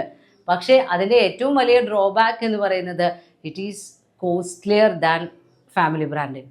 ഓരോ പ്രോഡക്റ്റിനും നമ്മൾ കൃത്യമായി ഓരോ സ്ട്രാറ്റജിയൊക്കെ അഡോപ്റ്റ് ചെയ്ത് അതിനൊരു ബ്രാൻഡിങ് ഒക്കെ കൊണ്ടുവരുമ്പോഴേക്കും അതിനെന്താണ്, വളരെയധികം ചെലവ് ഉണ്ടായിരിക്കും. ഇപ്പോൾ ഫാമിലി ബ്രാൻഡിങ്ങിൻ്റെ കീഴിൽ നമ്മൾ പറയുന്നുണ്ട് വീഡിയോകോൺ പ്രോഡക്ട്സ്, അതിൻ്റെ മൊത്തം പേരെന്താണ്, വീഡിയോകോൺ. ഇപ്പോൾ എൽ ജിയുടെ TV ഉണ്ട്, വാഷിംഗ് മെഷീൻ ഉണ്ട്, ഒരുപാട് ഇലക്ട്രിക്കൽ പ്രോഡക്ട്സ് ഉണ്ട്, അത് LG എന്നുള്ള ആ ഗ്രൂപ്പിൻ്റെ കീഴിൽ വരുന്നു. ദെൻ L&T, കിസാൻ, അവരൊക്കെ ഫാമിലി ബ്രാൻഡിങ് പ്രൊവൈഡ് ചെയ്യുന്ന ആളുകളാണ്. ഇൻഡിവിജ്വൽ ബ്രാൻഡിങ് എന്ന് പറയുമ്പോൾ ഹിന്ദുസ്ഥാൻ ലിവറിൻ്റെ കീഴിൽ വരുന്ന പ്രോഡക്റ്റുകൾ, അവയ്ക്ക് ഓരോന്നിനും എന്താണ്, ഓരോ പ്രോഡക്റ്റിനും ഓരോ ബ്രാൻഡ് നെയിമുകൾ ഉണ്ടായിരിക്കും. അപ്പോൾ ഫാമിലി ബ്രാൻഡ് ആണെങ്കിലും ഇൻഡിവിജ്വൽ ബ്രാൻഡ് ആണെങ്കിലും രണ്ടിനും അതിൻ്റേതായ അഡ്വാൻറ്റേജസും ഡിസഡ്വാൻറ്റേജസും ഉണ്ട്. അപ്പോൾ ഇതിൻ്റെ രണ്ടിൻ്റെയും ഗുണങ്ങൾ ഏറ്റെടുക്കാൻ വേണ്ടി ചില ആളുകൾ എന്ത് ചെയ്യും, ഇത് രണ്ടും കൂടെ കൂട്ടിച്ചേർത്തുകൊണ്ടുള്ള ഒരു മോഡിഫൈഡ് സ്ട്രാറ്റജി അഡോപ്റ്റ് ചെയ്യും. ഇപ്പോൾ എക്സാമ്പിളായിട്ട് പറയുന്നുണ്ട്, ഇപ്പോൾ ടാറ്റയുടെ കീഴിലുള്ള പ്രോഡക്റ്റുകൾക്കൊക്കെ ഇൻഡിവിജ്വൽ ബ്രാൻഡിങ് കൊടുക്കുമ്പോഴും അതിൻ്റെ കൂടെ ഇപ്പോൾ പുതിയൊരു പേര് കൊടുക്കുമ്പോൾ, ഇപ്പോൾ ടോംകോ എന്ന് പറയുന്ന ഒരു വാക്ക് നമ്മൾ പുതിയൊരു ഇൻഡിവിജ്വൽ ബ്രാൻഡായിട്ട് കൊടുക്കുകയാണ്, പക്ഷെ അതിൻ്റെ കൂടെ എന്ത് കൊടുക്കും, എ ടാറ്റ പ്രോഡക്റ്റ് എന്ന് കൊടുക്കുന്നു. അപ്പോൾ അങ്ങനെയുള്ള സ്ട്രാറ്റജിയും ആളുകൾ അഡോപ്റ്റ് ചെയ്യാറുണ്ട്. അപ്പോൾ ഈ മാനുഫാക്ചറിൻ്റെ ലക്ഷ്യം എന്ന് പറയുന്നത് നമ്മളുടെ ബ്രാൻഡിൻ്റെ അല്ലെങ്കിൽ നമ്മുടെ പ്രോഡക്റ്റിൻ്റെ സക്സസ് അതിനൊരു അഡീഷണൽ മൈലേജ് കൊടുക്കുക എന്നുള്ളതാണ് ഈ സ്പെഷ്യൽ ബ്രാൻഡുകളൊക്കെ നൽകുന്നതിലൂടെ അർത്ഥമാക്കുന്നത്. പിന്നെ ബ്രാൻഡിങ് ഡിസിഷനിൽ ശ്രദ്ധിക്കേണ്ടതാണ് several brands of the same product, ഒരേ പ്രോഡക്റ്റിൻ്റെ തന്നെ ഡിഫറെൻറ്റ് ബ്രാൻഡുകൾ, അതും നമ്മൾക്ക് ആ സ്ട്രാറ്റജി ഫോളോ ചെയ്യണമെന്നുണ്ടെങ്കിൽ കൃത്യമായി നല്ല എഫേർട്സ് ഒക്കെ എടുക്കണം. പിന്നെ സാധാരണയായി കൺസ്യൂമർ പ്രോഡക്ട്സിൽ various benefits and appeals may be enjoyed. നമ്മൾക്കിങ്ങനെ ഡിഫറെൻറ്റ് ബ്രാൻഡുകൾ സിമിലർ ആയിട്ടുള്ള പ്രോഡക്ട്സിന് തന്നെ സെവറൽ ബ്രാൻഡ് അപ്രോച്ച് ചെയ്ത് കഴിഞ്ഞാൽ കൺസ്യൂമർ പ്രോഡക്ട്സിൽ നമ്മൾക്ക് അതിൻ്റെ ഡിഫറൻസ് കാണാൻ കഴിയും. ദെൻ ബ്രാൻഡിങ് ഡിസിഷനിൽ വരുന്ന വേറൊരു സിറ്റുവേഷനാണ് ബ്രാൻഡ് റീപൊസിഷനിങ്. നമ്മൾക്ക് നിലവിലുള്ള പ്രോഡക്റ്റിന് ഒരു പ്ലേസ് ഉണ്ടായിരിക്കും, കൺസ്യൂമേഴ്സിൻ്റെ ഉള്ളിലാണെങ്കിലും മാർക്കറ്റിലാണെങ്കിലും എല്ലാം അവർക്കൊരു പർട്ടിക്കുലർ പൊസിഷൻ അവർ അക്വയർ ചെയ്തിട്ടുണ്ടായിരിക്കും. എന്നാൽ ഈ റീപൊസിഷൻ നടത്തുമ്പോൾ നമ്മൾക്ക് ഒരു ആൾട്ടറേഷൻ നടത്തുകയാണ്, ആ പ്രോഡക്റ്റിൻ്റെ ഇപ്പോൾ ഉള്ള പൊസിഷനിൽ നിന്ന് ഒരു അപ്ഗ്രേഡിങ് നടത്താൻ വേണ്ടി നമ്മൾ എന്തെങ്കിലും പുതിയ ടെക്നിക്കുകൾ ഉപയോഗിക്കുന്നു. ഇപ്പോൾ ഇതിൽ പറയുന്നുണ്ട്, ഫോർ എക്സാമ്പിൾ തംസപ്പ് എന്ന് പറയുന്ന ബ്രാൻഡുകാർ ഇടയ്ക്കിടയ്ക്ക് അവരുടെ പൊസിഷൻ ചേഞ്ചുകൾ നടത്താറുണ്ട്. കാരണം യങ് പ്രൊഫഷണൽസിനെയും young to the professional, to the kids and back to the young, അങ്ങനെ പല രീതിയിൽ അവർ ആ പ്രോഡക്റ്റിൻ്റെ ബ്രാൻഡിങ്ങിൽ പൊസിഷനിങ്ങിൽ വ്യത്യാസം വരുത്താറുണ്ട്. അതാണ് റീപൊസിഷനിങ്. നമ്മൾ ആ ബ്രാൻഡിൻ്റെ പൊസിഷനിങ്ങിനെ ഇടയ്ക്കിടയ്ക്ക് ചേഞ്ച് ചെയ്തുകൊണ്ടിരിക്കുന്നു. ദെൻ ഇങ്ങനെയുള്ള ബ്രാൻഡുകൾ തീരുമാനിക്കുന്ന സമയത്ത്, ബ്രാൻഡിങ് നടത്തുമ്പോൾ ബ്രാൻഡ് നെയിം സെലക്ട് ചെയ്യുന്ന സമയത്ത്, നമ്മുടെ ബ്രാൻഡിന് എന്ത് പേര് കൊടുക്കണം എന്ന് തീരുമാനിക്കുന്ന സമയത്ത് ഏറ്റവും സിമ്പിളായ പേരുകളാണ് പലരും സെലക്ട് ചെയ്യാറുള്ളത്. വളരെ വേഗം ആളുകൾക്ക് പറയാൻ കഴിയുന്നത്, ഇപ്പോൾ Vimal, Hamam, Lux, Lifebuoy, Tata, അങ്ങനെ ഓരോ പെട്ടെന്ന് ആളുകൾക്ക് പെട്ടെന്ന് ക്യാച്ച് ചെയ്യാൻ പറ്റുന്നതും വളരെ വേഗം പ്രൊനൗൺസ് ചെയ്യാൻ പറ്റുന്നതും സാധാരണക്കാർക്ക് പോലും പറയാൻ പറ്റുന്നതുമായ രീതിയിലാണ് പണ്ടൊക്കെ നമ്മൾ ബ്രാൻഡ് നെയിമുകൾ തീരുമാനിച്ചിരുന്നത്. പിന്നെ ചില പ്രോഡക്റ്റിൻ്റെ ബ്രാൻഡ് പറയുമ്പോൾ തന്നെ അതിൻ്റെ യൂസേജ് നമ്മൾക്ക് മനസ്സിലാവും. ഇപ്പോൾ ബെർണോൾ എന്ന് പറഞ്ഞു കഴിഞ്ഞാൽ പൊള്ളലുകൾക്കുണ്ടാകുന്ന മരുന്ന്. ചില പ്രോഡക്റ്റിന് അവർക്കൊരു സ്റ്റാറ്റസ്, നമ്മൾ ആ പ്രോഡക്റ്റ് യൂസ് ചെയ്യുമ്പോൾ നമ്മൾക്കുണ്ടാകുന്ന ഒരു സ്റ്റാറ്റസ് നമ്മുടെ ഉള്ളിൽ ക്രിയേറ്റ് ചെയ്യുന്നു, സ്റ്റാറ്റസ് ഇമേജ്. ഇപ്പോൾ ചാൻസലർ എന്ന് പറയുന്ന സിഗരറ്റ് ഉണ്ട്. അതേപോലെ തന്നെ ഓരോ എക്സിക്യൂട്ടീവ് രീതിയിലുള്ള പേരിലുള്ള പ്രോഡക്റ്റുകൾ നമ്മളത് ഉപയോഗിക്കുമ്പോൾ നമ്മൾക്ക് തന്നെ ഒരു ഫീൽ ചെയ്യും, നമ്മൾക്ക് അതിൻ്റെ ഒരു ഇമേജ് ഫീൽ ചെയ്യും. ദെൻ അതേപോലെ തന്നെ ലീഗലി പ്രൊട്ടക്റ്റഡ് ആയിട്ടുള്ള ബ്രാൻഡ് നെയിമുകളാണ് പലരും യൂസ് ചെയ്യാറുള്ളത്. അതാണ് ഏറ്റവും സേഫ് ആയിട്ടുള്ള മെത്തേഡ്. പിന്നെ ചില പ്രോഡക്റ്റുകൾ അവരുടെ ജനറിക് ഗ്രൂപ്പിനെ സൂചിപ്പിക്കുന്നത് പോലെയുള്ള ബ്രാൻഡ് നെയിം ഇടും. ഇപ്പോൾ എക്സാമ്പിൾ അതിൽ പറയുന്നുണ്ട് പേൾപെറ്റ് എന്ന് പറയുന്ന പ്രോഡക്റ്റ് ബ്രാൻഡ്. അതിൽ പെറ്റ്, PET എന്നുള്ള വാക്ക് എന്താണ്, പോളി എത്തിലീൻ ടീത്ത് പ്ലേറ്റ് എന്ന് പറയുന്ന അവരുടെ ആ ഒരു പോളിസ്റ്റർ, ആ ഒരു ഗ്രൂപ്പിനെ കൺസെപ്റ്റ്, ആ ജനറിക് ഗ്രൂപ്പിനെ സൂചിപ്പിക്കുന്നു. അങ്ങനെയും ബ്രാൻഡ് നെയിം കൊടുക്കാറുണ്ട്. പിന്നെ അതേപോലെ തന്നെ ബ്രാൻഡ് നെയിം ആണെങ്കിലും ബ്രാൻഡ് മാർക്കുകളാണെങ്കിലും കൃത്യമായി ആളുകൾ നോക്കുന്നത് പോലെ, ശ്രദ്ധിക്കുന്നത് പോലെയുള്ള ബ്രാൻഡ് മാർക്കുകൾ പ്രൊവൈഡ് ചെയ്യണം. ദെൻ അതേപോലെ രജിസ്റ്റേർഡ് ട്രേഡ് മാർക്ക് ആണെങ്കിൽ ആർ എന്നുള്ളത് എൻക്ലോസ് ചെയ്തിട്ടുണ്ടായിരിക്കും. അപ്പോൾ ആളുകൾക്ക് അത് കൃത്യമായി മനസ്സിലാകുന്നത് പോലെ നമ്മൾ പേര് ഡിസ്പ്ലേ ചെയ്യണം. പിന്നെ ഗ്രാഫിക് ട്രീറ്റ്മെൻറ്റ്, പലപ്പോഴും കളർ കോമ്പിനേഷനിലൊക്കെ വളരെ ശ്രദ്ധിച്ച് വേണം നമ്മൾ പ്രോഡക്റ്റ് ഡിസൈൻ ചെയ്യുന്ന സമയത്ത് ആ പ്രോഡക്റ്റിൻ്റെ യൂസേജ്. ഇപ്പോൾ പാലൊക്കെ ആണെങ്കിൽ പലപ്പോഴും നീലയിൽ വെള്ള അല്ലെങ്കിൽ പച്ചയിൽ വെള്ള, അങ്ങനെയൊക്കെയുള്ള രീതിയിലുള്ള കളർ കോമ്പിനേഷൻസ് തിരഞ്ഞെടുക്കണം. പിന്നെ it should not be altered by additions or abbreviations. ഇടയ്ക്കിടയ്ക്ക് നമുക്ക് ബ്രാൻഡിൽ ചില വാക്കുകൾ കൂട്ടിച്ചേർക്കാനോ അല്ലെങ്കിൽ ചില വാക്കുകൾ എടുത്തു കളയാനോ ഒന്നും പറ്റില്ല. അപ്പോൾ കൃത്യമായി ബ്രാൻഡ് നെയിമും അതിൻ്റെ മാർക്കും സിമ്പലും എംബ്ലമും എന്തൊക്കെയാണോ ഉള്ളത് അതെല്ലാം കൃത്യമായി തീരുമാനിച്ചതിന് ശേഷം മാത്രം നമ്മൾ എന്ത് ചെയ്യുക, ബ്രാൻഡ് മാർക്ക് രജിസ്റ്റർ ചെയ്യുക. Registration of trade mark 1999 trade marks ആക്ടിന് കീഴിലാണ് നമ്മൾ ബ്രാൻഡ് മാർക്കുകൾ രജിസ്റ്റർ ചെയ്യുന്നത്. അപ്പോൾ ഒരു പ്രാവശ്യം ഒരു മാനുഫാക്ചറർ രജിസ്റ്റർ ചെയ്യുമ്പോൾ 10 വർഷത്തേക്കാണ് അദ്ദേഹത്തിന് അതിൻ്റെ പീരിയഡ് അലൗ ചെയ്യുന്നത്. 10 വർഷം കഴിയുമ്പോൾ വീണ്ടും എന്ത് ചെയ്യാം, ബ്രാൻഡിൻ്റെ രജിസ്ട്രേഷൻ നമ്മൾക്ക് റിന്യൂ ചെയ്യാവുന്നതാണ്. അത്രയുമാണ് ബ്രാൻഡ് എന്താണ്, ബ്രാൻഡിങ് എന്താണ്, ബ്രാൻഡിങ് ഡിസിഷൻ എടുക്കുമ്പോൾ നമ്മൾ എന്തെല്ലാം ശ്രദ്ധിക്കണം, രജിസ്റ്റർ ചെയ്യുമ്പോൾ അതിൻ്റെ ലീഗൽ പ്രൊട്ടക്ഷൻ എങ്ങനെയാണ് നമ്മൾക്ക് ലഭിക്കുന്നത്. അതായത് നമ്മൾ രജിസ്റ്റർ ചെയ്ത ട്രേഡ് മാർക്ക് വേറെ ആരെങ്കിലും ഇല്ലീഗലി ഉപയോഗിച്ച് കഴിഞ്ഞാൽ നമ്മൾക്ക് ലീഗൽ പ്രൊട്ടക്ഷൻ ലഭിക്കാൻ വേണ്ടിയാണ് ബ്രാൻഡ് മാർക്ക് നമ്മൾ രജിസ്റ്റർ ചെയ്യുന്നത്. രജിസ്റ്റേർഡ് ബ്രാൻഡ് മാർക്കുകളെയാണ് ട്രേഡ് മാർക്ക് എന്ന് പറയുന്നത്. Next topic packaging. നമ്മൾ ഈ ചാപ്റ്ററിൽ പ്രൈസിങ് ആൻഡ് പാക്കേജിങ് ആണ് പറഞ്ഞിരുന്നത്. അതിൽ ആ പ്രോഡക്റ്റിൻ്റെ ബ്രാൻഡിങ് നമ്മൾ പറഞ്ഞു കഴിഞ്ഞു. പാക്കേജിങ് എന്താണ്? പാക്കേജിങ് എന്ന് പറഞ്ഞു കഴിഞ്ഞാൽ it is the art of preparing A product four transport or transfer. നമ്മൾ പ്രോഡക്റ്റ് കൃത്യമായി വിൽപ്പനയ്ക്ക് വേണ്ടി ട്രാൻസ്പോർട്ട് ചെയ്യണ്ടേ, മാനുഫാക്ചറിങ് പ്ലേസിൽ നിന്ന് കൺസ്യൂമേഴ്സിൻ്റെ പ്ലേസിലേക്ക് എത്തണം. അപ്പോൾ ആ കോഴ്സ് ഓഫ് ട്രാൻസ്മിറ്റിൽ നമ്മുടെ പ്രൊഡക്റ്റിന് യാതൊരു തരത്തിലുള്ള ഡാമേജും ഉണ്ടാവാതെ നമ്മൾക്ക് അവിടെ എത്തിക്കണം. അങ്ങനെ ആ ട്രാൻസ്ഫറിന് വേണ്ടി ഈ പ്രൊഡക്റ്റിനെ പ്രിപ്പയർ ചെയ്യുന്ന പ്രോസസ്സാണ് പാക്കേജിങ് എന്ന് പറയുന്നത്. We are wrapping the product in order to protect the product quality and its temperature etc. നമ്മൾ പ്രൊഡക്റ്റ് ഓപ്പൺ ആയിട്ട് കൊടുത്തയക്കുന്ന സമയത്ത് പല പ്രൊഡക്റ്റിനും ഹാൻഡ്ലിംഗ് സമയത്ത് ഡാമേജുകൾ സംഭവിക്കാറുണ്ട്. ഇപ്പോൾ ഗ്ലാസ് പ്രൊഡക്റ്റ് ഒക്കെ ആണെങ്കിൽ ലോറികളിലൊക്കെ കയറ്റി കൊണ്ടുപോകുന്ന സമയത്ത് കൃത്യമായി പാക്ക് ചെയ്ത് കൊടുത്തയച്ചിട്ടില്ലെങ്കിൽ അതിന് ബ്രേക്കേജ് ഒക്കെ ഉണ്ടാവാനുള്ള സാധ്യതയുണ്ട്. അപ്പോൾ പ്രൊഡക്റ്റിന് നാശം സംഭവിക്കാതെ ട്രാൻസ്പോർട്ടേഷൻ നടത്താൻ വേണ്ടി ആ പ്രൊഡക്റ്റിനെ നമ്മൾ പ്രിപ്പയർ ചെയ്യുന്നു. ചിലപ്പോൾ കവർ ചെയ്യുകയായിരിക്കാം, അല്ലെങ്കിൽ വലിയ വലിയ കാർട്ടൺ ബോക്സുകളിലാക്കിയായിരിക്കാം നമ്മൾ ഷിപ്മെൻറ്റിന് വേണ്ടി റെഡിയാക്കുന്നത്.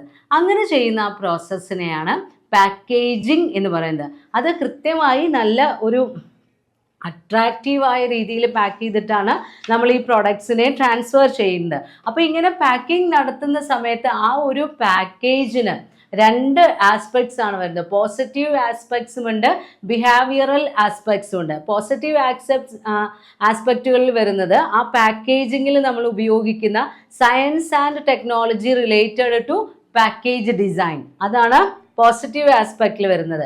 ഇനി ബിഹേവിയറൽ ആസ്പെക്റ്റ് എന്ന് പറയുമ്പോൾ നമ്മൾ അതിൽ എന്താ ഇൻക്ലൂഡ് ചെയ്യുന്നത്?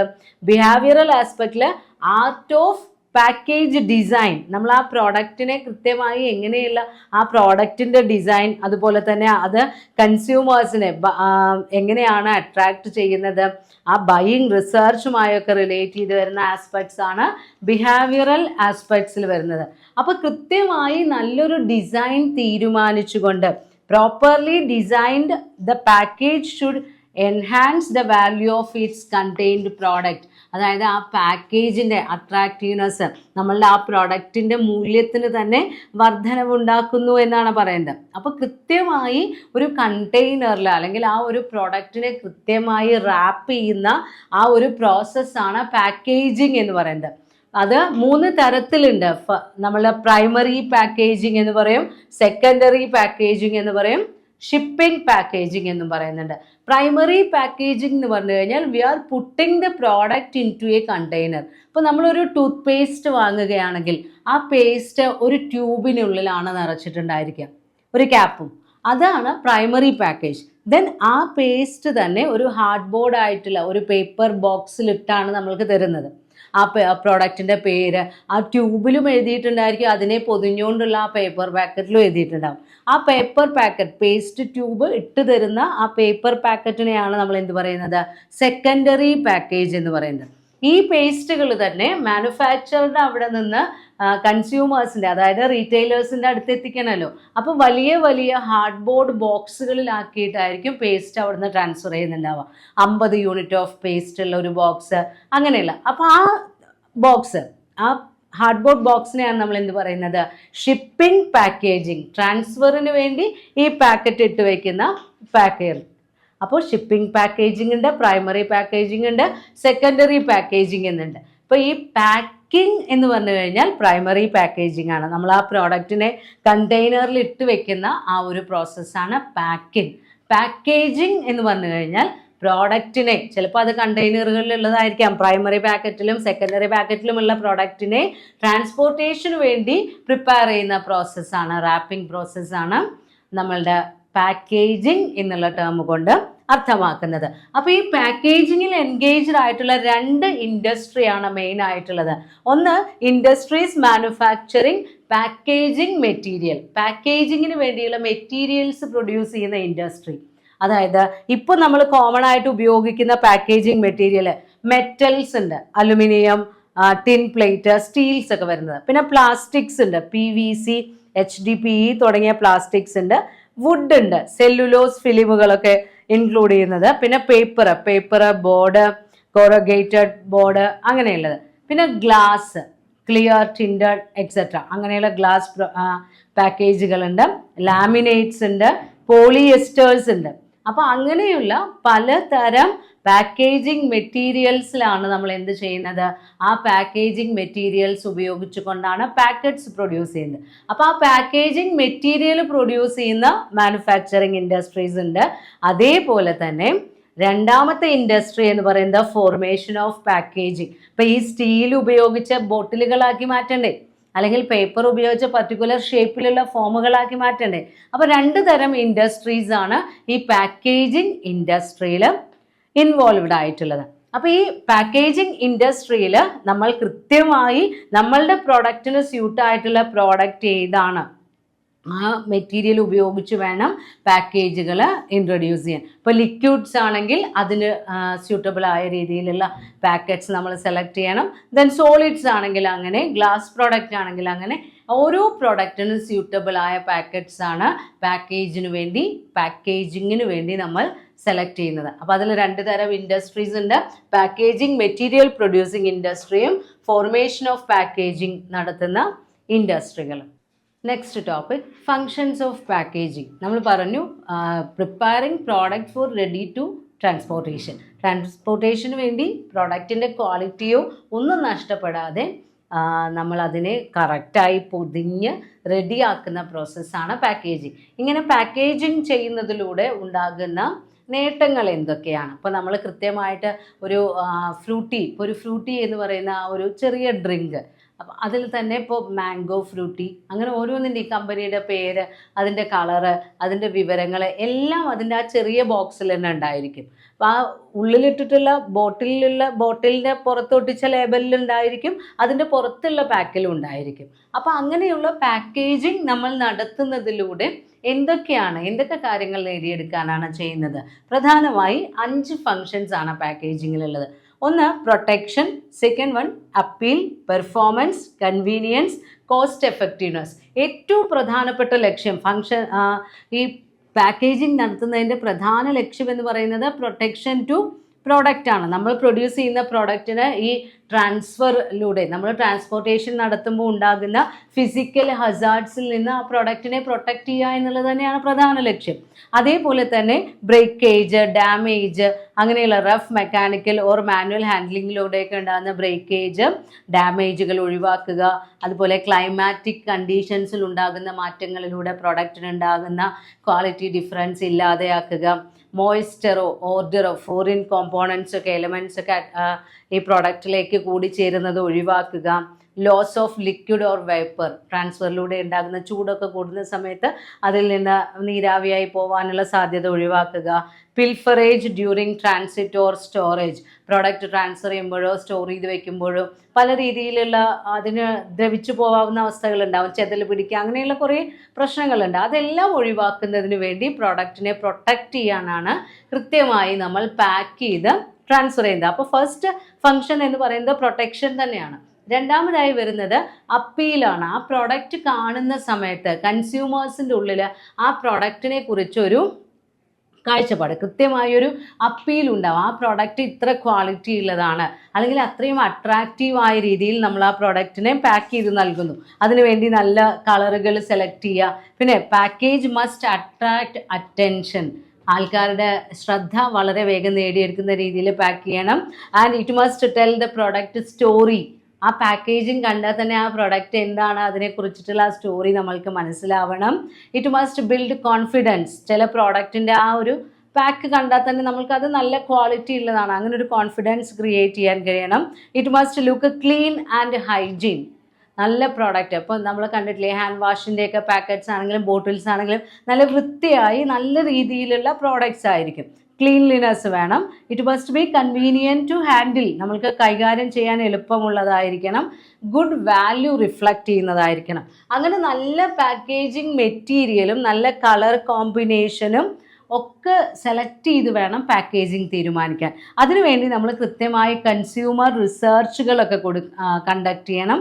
ഇപ്പോൾ കോസ്മെറ്റിക്സ് ഇൻഡസ്ട്രിയിലാണ് ഏറ്റവും കൂടുതൽ പാക്കേജിങ്ങിന് കോസ്റ്റ് ഇൻകർ ചെയ്യുന്നത്. കാരണം അതിൻ്റെ ആ ലക്ഷറിയസ് ആയിട്ടുള്ള അപ്പിയറൻസിന് തന്നെ നമ്മൾ നല്ല മെറ്റീരിയൽ ഉപയോഗിച്ച് അത്രയും നല്ല ഡിസൈൻസ് ഒക്കെ ഉപയോഗിക്കുമ്പോഴേ ആ പ്രോഡക്റ്റ് അത്രയും അട്രാക്റ്റീവായിട്ട് നമുക്ക് കൺസ്യൂമേഴ്സിന് നൽകാൻ കഴിയുള്ളൂ. അപ്പോൾ കോസ്മെറ്റിക്സ് ഇൻഡസ്ട്രിയിൽ കോസ്റ്റ്ലിയർ ആണ്. പാക്കേജിങ് എക്സ്പെൻസ് എന്ന് പറയുന്നത് എല്ലായ്പ്പോഴും ഹെവി ആയിരിക്കും. അതുപോലെ തന്നെ കളർ പ്രിഫറൻസ്, ഓരോ സ്ഥലത്തുമുള്ള ആളുകളുടെയും അവരുടെ കൾച്ചറൽ ബിഹേവിയറും അവരുടെ സൊസൈറ്റൽ മാനറുകളും എല്ലാം കൺസിഡർ ചെയ്തുകൊണ്ട് വേണം പ്രോഡക്റ്റിൻ്റെ കളറും ആ പാക്കേജിങ്ങിൻ്റെ കളറും ഒക്കെ തീരുമാനിക്കാൻ. ഇപ്പോൾ എക്സാമ്പിൾ പറയുകയാണെങ്കിൽ ഓരോ രാജ്യത്ത് തന്നെ ചില ആളുകൾക്ക്, ചില മതത്തിൽപ്പെട്ടവർക്ക് ചില കളറുകളോട് ചില ഇഷ്ടം ഉണ്ടായിരിക്കും. അപ്പോൾ അങ്ങനെയുള്ള സ്ഥലത്ത് നമ്മുടെ പ്രോഡക്റ്റ് ഓഫർ ചെയ്യുന്ന സമയത്ത് നമ്മൾ എന്ത് ചെയ്യുന്നു, ഓരോ ടൈപ്പ് നമ്മൾ ആ കളർ കോമ്പിനേഷൻ തീരുമാനിക്കുന്ന സമയത്ത് ആ ഒരു കൺസെപ്റ്റ് ഉള്ളിൽ വെച്ചുകൊണ്ടാണ് കളർ തീരുമാനിക്കുന്നത്. അപ്പോൾ കൃത്യമായി കളർ കോമ്പിനേഷനും എല്ലാം നമ്മൾ കൺസിഡർ ചെയ്യണം. കസ്റ്റമേഴ്സിനെ അട്രാക്റ്റ് ചെയ്യുന്ന രീതിയിൽ പാക്കേജിങ് പ്രിപ്പയർ ചെയ്യണം. ദെൻ മൂന്നാമതായി പറയുന്നത് പെർഫോമൻസ് ആണ്. ആ പാക്കേജ് വളരെ യൂസ്ഫുൾ ആയിരിക്കണം. അപ്പോൾ ചില പ്രോഡക്ട്സിൻ്റെ പാക്കേജ് കൃത്യമായി വർക്ക് ചെയ്തിട്ടില്ലെങ്കിൽ ആ പ്രോഡക്റ്റിൻ്റെ ഉപയോഗം നടക്കില്ല. ഇപ്പോൾ നമ്മൾ സാനിറ്റൈസറുകളും ഹാൻഡ് വാഷൊക്കെ ഉപയോഗിക്കുന്നുണ്ട്. ആ ഒരു സിംഗിൾ പ്രസ്സിൽ ഒരു മിനിമം ക്വാണ്ടിറ്റി പ്രൊഡക്റ്റാണ് പുറത്തേക്ക് വരുന്നുള്ളൂ. അതേപോലെ നമ്മൾക്ക് ആവശ്യമുള്ളൂ ഒരൊറ്റ സിംഗിൾ യൂസിന് ആവശ്യമായ പ്രോഡക്റ്റ്. ആ ഒരു സ്പ്രിങ്ങും അതിൻ്റെ ആ ഹാൻഡിലും കൃത്യമായി വർക്ക് ചെയ്യുന്നില്ലെങ്കിൽ ആ പ്രോഡക്റ്റ് നമുക്ക് അങ്ങനെ കൃത്യമായ അളവിൽ പുറത്തേക്ക് ലഭിക്കില്ല. അതേപോലെ സ്പ്രേകൾ, ആ സ്പ്രേയുടെ ആ ഒരു കറക്റ്റ് സെറ്റിങ്ങിൽ അത് വർക്ക് ചെയ്യുന്നില്ലെങ്കിൽ അതിൻ്റെ ഉള്ളിലുള്ള ലിക്വിഡ് കൊണ്ട് നമ്മൾക്ക് ഒരു ഉപയോഗവും ഇല്ലാതെയാവും. അപ്പോൾ കൃത്യമായി പെർഫോം ചെയ്യുന്ന രീതിയിലുള്ള ക്വാളിറ്റി പാക്കിംഗ് ആയിരിക്കണം പാക്കേജിങ്ങിന് സെലക്ട് ചെയ്യേണ്ടത്. ദെൻ കൺവീനിയൻസ് ആണ്, നമ്മൾക്ക് സൗകര്യമായ രീതിയിൽ ഉപയോഗിക്കാൻ കഴിയണം. കൺവീനിയൻസ് എന്ന് പറയുമ്പോൾ കൺവീനിയൻറ്റ് ടു സ്റ്റോക്ക്, പ്രോഡക്റ്റ് എടുത്തു വെക്കാൻ സൗകര്യമുള്ളതായിരിക്കണം. കൺവീനിയൻറ്റ് ടു ഡിസ്പ്ലേ, കടകളിലൊക്കെ ഡിസ്പ്ലേ ചെയ്യുന്ന സമയത്ത് കൃത്യമായി നമ്മൾക്ക് വയ്ക്കാനും ഒക്കെ കഴിയുന്നതായിരിക്കണം. ഷെൽഫ് സ്പേസ് വേസ്റ്റ് ചെയ്യാത്തതായിരിക്കണം. അതായത് കറക്റ്റായ രീതിയിൽ നമ്മൾക്ക് ആവശ്യമുള്ളത്ര സ്ഥലം മാത്രം ഒക്യുപ്പൈ ചെയ്യുന്ന രീതിയിലുള്ള ഡിസൈൻ ആയിരിക്കണം. It look during shelf life, അതായത് നമ്മളുടെ ആ ഷെൽഫിൽ കൃത്യമായി അതിൻ്റെ ആ പ്രോഡക്റ്റിന് ഷെൽഫ് ലൈഫ് എന്ന് പറയുമ്പോൾ അതിൽ നമുക്ക് സൂക്ഷിക്കാൻ കഴിയുന്ന കാലാവധി അതിൽ റീറ്റെയിൻ ചെയ്യണം. അതുവരെയും അതിൻ്റെ ക്വാളിറ്റി ആ പാക്കറ്റിൽ റീറ്റെയിൻ ചെയ്യണം. അതേപോലെ തന്നെ master package should be easy to dispose of. ഇപ്പം നമ്മുടെ കടയിലേക്ക് എത്രയോ യൂണിറ്റുകൾ പ്രോഡക്റ്റ് ഇൻക്ലൂഡ് ചെയ്യുന്ന വലിയ വലിയ പെട്ടികളിലായിരിക്കും കൊണ്ടുവരുന്നത്, ഹോൾസെയിൽ ഷോറൂമിലേക്കൊക്കെ. അപ്പോൾ അത് ആ വലിയ പാക്കറ്റ് മാസ്റ്റർ പാക്കേജ് നമ്മൾക്ക് കൃത്യമായി എളുപ്പത്തിൽ കൈകാര്യം ചെയ്യാൻ പറ്റുന്നതായിരിക്കണം. പിന്നെ വരുന്നത് അഞ്ചാമത്തെ ഫംഗ്ഷൻ എന്ന് പറയുന്നത് കോസ്റ്റ് എഫക്റ്റീവ്നെസ് ആണ്. നമ്മൾക്ക് ഈ പാക്കേജിങ്ങിന് വേണ്ടി ചിലവായ പൈസ അതിൽ നിന്നുള്ള ഗുണത്തിനെ അപേക്ഷിച്ച് നോക്കുമ്പോൾ നമ്മൾക്ക് അഫോർഡബിൾ ആയിരിക്കണം. അതായത് കോസ്റ്റ് ഇൻകർ ചെയ്യുന്നതിന് കുഴപ്പമില്ല, അതിനനുസരിച്ച് അതിൽ നിന്ന് എന്ത് കിട്ടണം, ബെനഫിറ്റ് കിട്ടണം. ഇപ്പോൾ കോസ്റ്റ് എന്ന് പറയുന്ന സമയത്ത് അതിൽ എന്തൊക്കെയാണ് വരുന്നത്, package cost, inward delivery to factory, പിന്നെ storage and handling cost, filling cost including quality control, storage cost, transport cost, insurance cost, losses due to breakage or spoilage of the product. അത്രയും ചിലവുകൾ വരുന്നുണ്ട്. ഒരു പാക്കറ്റ് ഇങ്ങനെ produce ചെയ്ത് വെക്കുന്നത് മാത്രമല്ല packaging cost, അതിലേക്ക് പ്രോഡക്റ്റ് നിറയ്ക്കുന്നത്, അത് ട്രാൻസ്പോർട്ട് ചെയ്യുമ്പോൾ വരുന്ന അതിന് വരുന്ന കോസ്റ്റ്, അത് സ്റ്റോറേജ് ചെയ്യാൻ വരുന്ന കോസ്റ്റ്, എന്തെങ്കിലും തരത്തിൽ നാശനഷ്ടങ്ങൾ ഉണ്ടാവുകയാണെങ്കിൽ അതുമൂലം ഉണ്ടാകുന്ന ലോസ്, ഇതെല്ലാം നമ്മളുടെ പാക്കേജ് കോസ്റ്റിൽ വരുന്നതാണ്. അപ്പോൾ ആ കോസ്റ്റിനെ വെച്ച് നോക്കുന്ന സമയത്ത് ആ പാക്കേജിങ്ങിൽ നിന്ന് നമ്മൾക്ക് കിട്ടുന്ന ബെനഫിറ്റ് കൂടുതലായിരിക്കണം. കോസ്റ്റ് എഫക്റ്റീവ്നെസ് വേണം, ചിലവാക്കുന്ന പൈസയ്ക്ക് ഗുണം കിട്ടണം. ഇനി ഇങ്ങനെയൊക്കെ നമ്മൾ മാനുഫാക്ചറേഴ്സ് ഇത്രയും ശ്രദ്ധിച്ച് പ്രോഡക്റ്റ് പാക്ക് ചെയ്ത് പാക്കേജിംഗ് ഒക്കെ സെലക്ട് ചെയ്ത് നടത്തിയാലും ഇതിനെതിരെ ഒരുപാട് ക്രിറ്റിസിസംസ് വരാറുണ്ട്. പ്രോഡക്റ്റുകൾ ഇങ്ങനെ നല്ല പാക്കറ്റ്സിലും ബോട്ടിലുകളിലും ഒക്കെ ആക്കി വിൽക്കുന്നതിനെതിരെ ഒരുപാട് ക്രിറ്റിസിസംസ് ഉണ്ട്. ഏറ്റവും ആദ്യമായി വരുന്നത് എന്താ? എൻവയോൺമെന്റൽ പ്രോബ്ലം തന്നെയാണ്. ഇപ്പോൾ ഈ പ്ലാസ്റ്റിക് ബോട്ടിലുകളിലോ പാക്കേജുകളിലോ ആക്കി ഉപയോഗിക്കുന്ന പ്രോഡക്റ്റ് ഉപയോഗം കഴിഞ്ഞ ആളുകൾ അശ്രദ്ധയോടെ അവിടെയും ഇവിടെയൊക്കെ വലിച്ചെറിയും. അപ്പോൾ അങ്ങനെ throwing of such containers causes എൻവയോൺമെന്റൽ പ്രോബ്ലം. ദെൻ രണ്ടാമതായി പറയുന്നത് എന്താ? നാച്ചുറൽ റിസോഴ്സസിന്റെ ഡിപ്ലീഷൻ. നമ്മൾ റീസൈക്കിൾ ചെയ്ത് പല പല പ്രോഡക്റ്റുകളും വീണ്ടും വീണ്ടും ഉപയോഗിക്കാറുണ്ട്. അപ്പോൾ അതിൻ്റെ ക്വാളിറ്റി കുറഞ്ഞു വരും. എന്നാൽ പാക്കേജിങ്ങിന് വേണ്ടി ഉപയോഗിക്കുന്ന പല റെയർ പ്രോഡക്ട്സും നമ്മുടെ നാച്ചുറലിൽ നിന്ന് എക്സ്ട്രാക്ട് ചെയ്യുന്നതിലൂടെ അതിൻ്റെ ക്വാണ്ടിറ്റി അവൈലബിലിറ്റി കുറഞ്ഞു വരികയാണ്. അതാണ് depletion of natural resources. Then product കോസ്റ്റാണ്. നമ്മൾക്ക് ഈ ഓരോ കണ്ടെയ്നേഴ്സും ഉൽപ്പാദിപ്പിക്കുമ്പോൾ ആ കണ്ടെയ്നറിന് വരുന്ന ചിലവ് കൂടി നമ്മൾ പ്രോഡക്റ്റിൽ ആഡ് ചെയ്താണ് നൽകുന്നത്. അതുകൊണ്ട് തന്നെ പ്രോഡക്റ്റ് കോസ്റ്റ് ഇൻക്രീസ് ആവാനുള്ള സാധ്യതയുണ്ട് എന്നുള്ള ക്രിറ്റിസിസം ഉണ്ടാവും. പിന്നെ വരുന്നത് ഹെൽത്ത് ഹസാർഡ്സ് ആണ്, ആരോഗ്യപരമായിട്ടുള്ള പ്രശ്നങ്ങൾ. ഇപ്പോൾ നമ്മൾക്ക് പലപ്പോഴും യാത്ര ചെയ്യുമ്പോഴൊക്കെ നമ്മൾ ബോട്ടിൽഡ് ഡ്രിങ്ക്സ് ആണ് ഉപയോഗിക്കുന്നത്. ഇപ്പോൾ വെറും വെള്ളമാണെങ്കിലും ബോട്ടിൽഡ് വാട്ടർ നമ്മൾ ഉപയോഗിക്കുന്നു.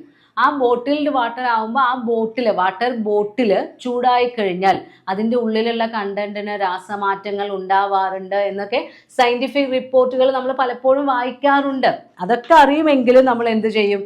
കാർബണേറ്റഡ് ഡ്രിങ്ക്സും ബോട്ടിൽഡ് വാട്ടറുമാണ് ഉപയോഗിക്കുന്നത്. ഏറ്റവും കൂടുതൽ നല്ലത് എന്നുള്ള രീതിയിൽ നമ്മൾ അത് ഉപയോഗിക്കാറുണ്ട്. അപ്പോൾ ഇങ്ങനെയുള്ള പ്ലാസ്റ്റിക് പാക്കേജുകളിൽ നിന്നും ക്യാനുകളിൽ നിന്നുമെല്ലാം അസുഖങ്ങൾ വരാനുള്ള സാധ്യത വളരെ കൂടുതലാണ്. ദെൻ അട്രാക്റ്റീവ് പാക്കേജ് ആയിരിക്കും, പക്ഷേ it does not indicate high standard of quality. നല്ല പാക്കറ്റ്സിലാണ് പ്രോഡക്റ്റ് കിട്ടുന്നത് എന്ന് വിചാരിച്ച് അതിൽ ഇഷ്ടം പോലെ പ്രൊഡക്റ്റ് ഉണ്ടായിക്കൊള്ളണമെന്നില്ല, പ്രൊഡക്റ്റിന് ക്വാളിറ്റിയും ഉണ്ടായിക്കൊള്ളണമെന്നില്ല. ഇപ്പോൾ ചെറിയ കുട്ടികളെയൊക്കെ പറ്റിക്കാൻ വേണ്ടി നല്ല നല്ല പെറ്റ് ഡോഗ്സിൻ്റെയും അതുപോലെ പെറ്റ് അനിമൽസിൻ്റെയൊക്കെ പോലെയുള്ള ബൊമ്മകളുടെ ഉള്ളിൽ മിഠായികളൊക്കെ കിട്ടാറുണ്ട്. ബൊമ്മ നല്ല കളിപ്പാട്ടമായിട്ട് നമ്മൾക്ക് ഉപയോഗിക്കാൻ കഴിയുന്നുണ്ടാവും ആ പാക്കറ്റ്. പക്ഷെ അതിൻ്റെ ഉള്ളിലുള്ളത് വളരെ ലോക്കലായിട്ടുള്ള ക്വാളിറ്റി ഇല്ലാത്ത മിഠായികളായിരിക്കും. അതേപോലെ തന്നെ ഇപ്പോൾ ചില പാക്കറ്റ് നല്ല വലിയതായിരിക്കും, ഉള്ളിൽ പ്രോഡക്റ്റ് വളരെ കുറച്ചേ ഉണ്ടാവും. ലേസിനെ കുറിച്ചൊക്കെ ആദ്യം നമ്മൾ അങ്ങനെ കംപ്ലൈൻറ്റുകൾ ഒരുപാടുണ്ടായിരുന്നു. എയറാണ് 3/4 ഭാഗവും, കുറച്ച് ഭാഗമേ അതിലുള്ള ഫ്രൈസ് ഉള്ളൂ എന്നൊക്കെ പറഞ്ഞിട്ടുള്ള പല കമൻറ്റുകൾ നിങ്ങൾ കണ്ടിട്ടുണ്ടായിരിക്കും. അപ്പോൾ പാക്കേജിങ് നടത്തി എന്നത് വിചാരിച്ച് പ്രൊഡക്റ്റിൻ്റെ ക്വാളിറ്റിയിലൊന്നും വർധനവുണ്ടാകാൻ സാധ്യതയില്ല എന്ന് പറയുന്ന ചതിയാണ് പാക്കേജിങ് എന്ന് പറയുന്ന പല ക്രിറ്റിസിസംസും സമൂഹത്തിൽ നിന്ന് ഉണ്ടാകാറുണ്ട്. അപ്പോൾ പാക്കേജിങ് ഒരുപാട് ഫങ്ഷൻസ് ഒക്കെ ചെയ്യുന്നുണ്ടെങ്കിലും സൊസൈറ്റി അതിനെ അത്ര വലിയ നല്ല കാഴ്ചപ്പാടിലൂടെ ഒന്നുമല്ല കാണുന്നത്. എന്നാൽ അവർ വാങ്ങി ഉപയോഗിക്കുകയൊക്കെ ചെയ്യും, പക്ഷേ ക്രിറ്റിസിസംസ് നടത്താറുമുണ്ട്. ദെൻ നമ്മൾ ഈ യൂണിറ്റിൽ ലാസ്റ്റിൽ നോക്കുന്നത് സ്ട്രാറ്റജീസ് ഓഫ് പാക്കേജിംഗ് ആണ്. പ്രോഡക്റ്റ് പാക്കേജിംഗ് തിരഞ്ഞെടുക്കുന്ന സമയത്ത് എന്തൊക്കെ സ്ട്രാറ്റജീസ് ആണ് സാധാരണയായി മാനുഫാക്ചറേഴ്സ് അഡോപ്റ്റ് ചെയ്യുന്നത്? അതിൽ പ്രധാനമായി വരുന്നത് first one, money off pack. Money off pack എന്ന് പറഞ്ഞു കഴിഞ്ഞാൽ ചില പ്രോഡക്റ്റുകൾക്ക് ഒരു പർട്ടിക്കുലർ പെർസെൻറ്റേജ് ഡിസ്കൗണ്ട് നമ്മുടെ മാനുഫാക്ചറേഴ്സ് ഓഫർ ചെയ്യുന്നുണ്ടായിരിക്കും. അപ്പോൾ ആ ഡിസ്കൗണ്ട് കൃത്യമായി ഒരു സ്പെഷ്യൽ കളറിലോ അല്ലെങ്കിൽ ഒരു പർട്ടിക്കുലർ പ്ലേസിൽ ആ ഡിസ്കൗണ്ട് മാത്രം എടുത്തെഴുതുന്ന രീതിയിലുള്ള പാക്കറ്റുകൾ. ഇപ്പോൾ 10% ഓഫ് അല്ലെങ്കിൽ ₹10 ഓഫ് എന്ന് അത് കൃത്യമായി നമുക്ക് വലിയ അക്ഷരങ്ങളിൽ കൺസ്യൂമേഴ്സിന് വളരെ വേഗം മനസ്സിലാവുന്ന രീതിയിൽ ഡിസ്പ്ലേ ചെയ്യുന്ന പാക്കറ്റുകൾ. കാരണം ആ പ്രോഡക്റ്റ് വാങ്ങിയാൽ ഇത്ര രൂപ ലാഭമുണ്ട്, അപ്പോൾ നമുക്കത് വാങ്ങിക്കാം. വാഷിംഗ് പൗഡേഴ്സിലും എല്ലാം നമ്മൾ സ്ഥിരമായി കാണാറുണ്ട് പലതരത്തിലുള്ള കൺസ്യൂമർ പ്രോഡക്ട്സിൽ. അത്തരം പാക്കറ്റ്സിനെയാണ് മണി ഓഫ് പാക്ക് എന്ന് പറയുന്നത്. രണ്ടാമത്തേത്, സെക്കൻഡ് ടൈപ്പ് ഓഫ് സ്ട്രാറ്റജി എന്ന് പറയുന്നത് കൂപ്പൺ പാക്കുകളാണ്. ചില പ്രോഡക്ട്സ് പാക്ക് ചെയ്യുന്ന സമയത്ത് inside the packet there may be a coupon which will offer you a product gift or price reduction. ചിലപ്പോൾ ഈ പാക്കറ്റ്സിൻ്റെ ഉള്ളിൽ ഒരു കൂപ്പൺ ഇട്ടിട്ടുണ്ടായിരിക്കും. പാക്കറ്റ് പൊളിച്ച് നമ്മൾ ആ പ്രോഡക്റ്റ് എടുക്കുമ്പോൾ നമ്മൾക്ക് ആ കൂപ്പൺ കിട്ടും. ആ കൂപ്പൺ കാണിച്ചു കഴിഞ്ഞാൽ ചിലപ്പോൾ നമുക്ക് ക്യാഷ് റീഫണ്ട് ഉണ്ടായിരിക്കും, അല്ലെങ്കിൽ വേറെ എന്തെങ്കിലും ഗിഫ്റ്റ് ഉണ്ടാവും. ഇപ്പോൾ ഈ ചായപ്പൊടിയുടെ പാക്കറ്റിലൊക്കെ ചില കൂപ്പണുകൾ ഉണ്ടാവും, ലക്കി ഡ്രോയിൽ. അപ്പോൾ അതിൽ ചിലപ്പോൾ നമുക്ക് ഗോൾഡ് കോയിൻസോ അല്ലെങ്കിൽ ഇത്ര രൂപ 30 രൂപ എന്നൊക്കെ എഴുതിയിട്ടുണ്ടെങ്കിൽ അത് നമ്മൾ ആ റീറ്റെയിലർക്ക് കൊടുത്തു കഴിഞ്ഞാൽ 30 രൂപ നമ്മൾക്ക് തിരിച്ചു കിട്ടും. അങ്ങനെ കൂപ്പൺ ഇൻസൈഡിൽ ഇട്ടുകൊണ്ടുള്ള പാക്കറ്റ്സ് ഉണ്ട്. Then pack in premium. Pack in premium എന്ന് പറഞ്ഞു കഴിഞ്ഞാൽ gift will be included inside the packet. നമ്മൾ പ്രോഡക്റ്റിന് ഒരു ഗിഫ്റ്റ് കൊടുക്കുന്നുണ്ടെങ്കിൽ ആ പ്രോഡക്റ്റിൻ്റെ കൂടെ ആ ഗിഫ്റ്റും കൂടെ അതിലിട്ടിട്ടുണ്ടാവും. ഇപ്പോൾ ടിഷ്യൂ പേപ്പറിൻ്റെ കൂടെ ഒരു ടവൽ കൊടുക്കുന്നുണ്ടെങ്കിൽ ആ ടവൽ അതിൻ്റെ ഉള്ളിലുണ്ടായിരിക്കും. ഇപ്പോൾ ഏതെങ്കിലും പ്രോഡക്റ്റിൻ്റെ ഒരു കൂടെ നല്ല ഭംഗിയുള്ളൊരു സ്പൂൺ കൊടുക്കുന്നുണ്ടെങ്കിൽ ആ സ്പൂണും ആ പാക്കറ്റിൻ്റെ ഉള്ളിലുണ്ടായിരിക്കും. അങ്ങനെയുള്ള പാക്ക് ഇൻ പ്രീമിയം പാക്കറ്റ്സ് ഉണ്ട്.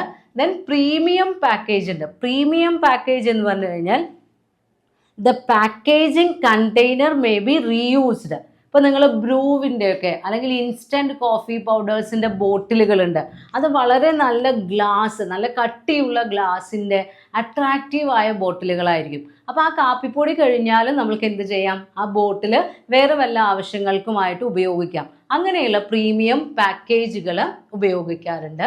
ദെൻ സെൽഫ് ലിക്വിഡേറ്റർ പാക്കിംഗ് ഉണ്ട്.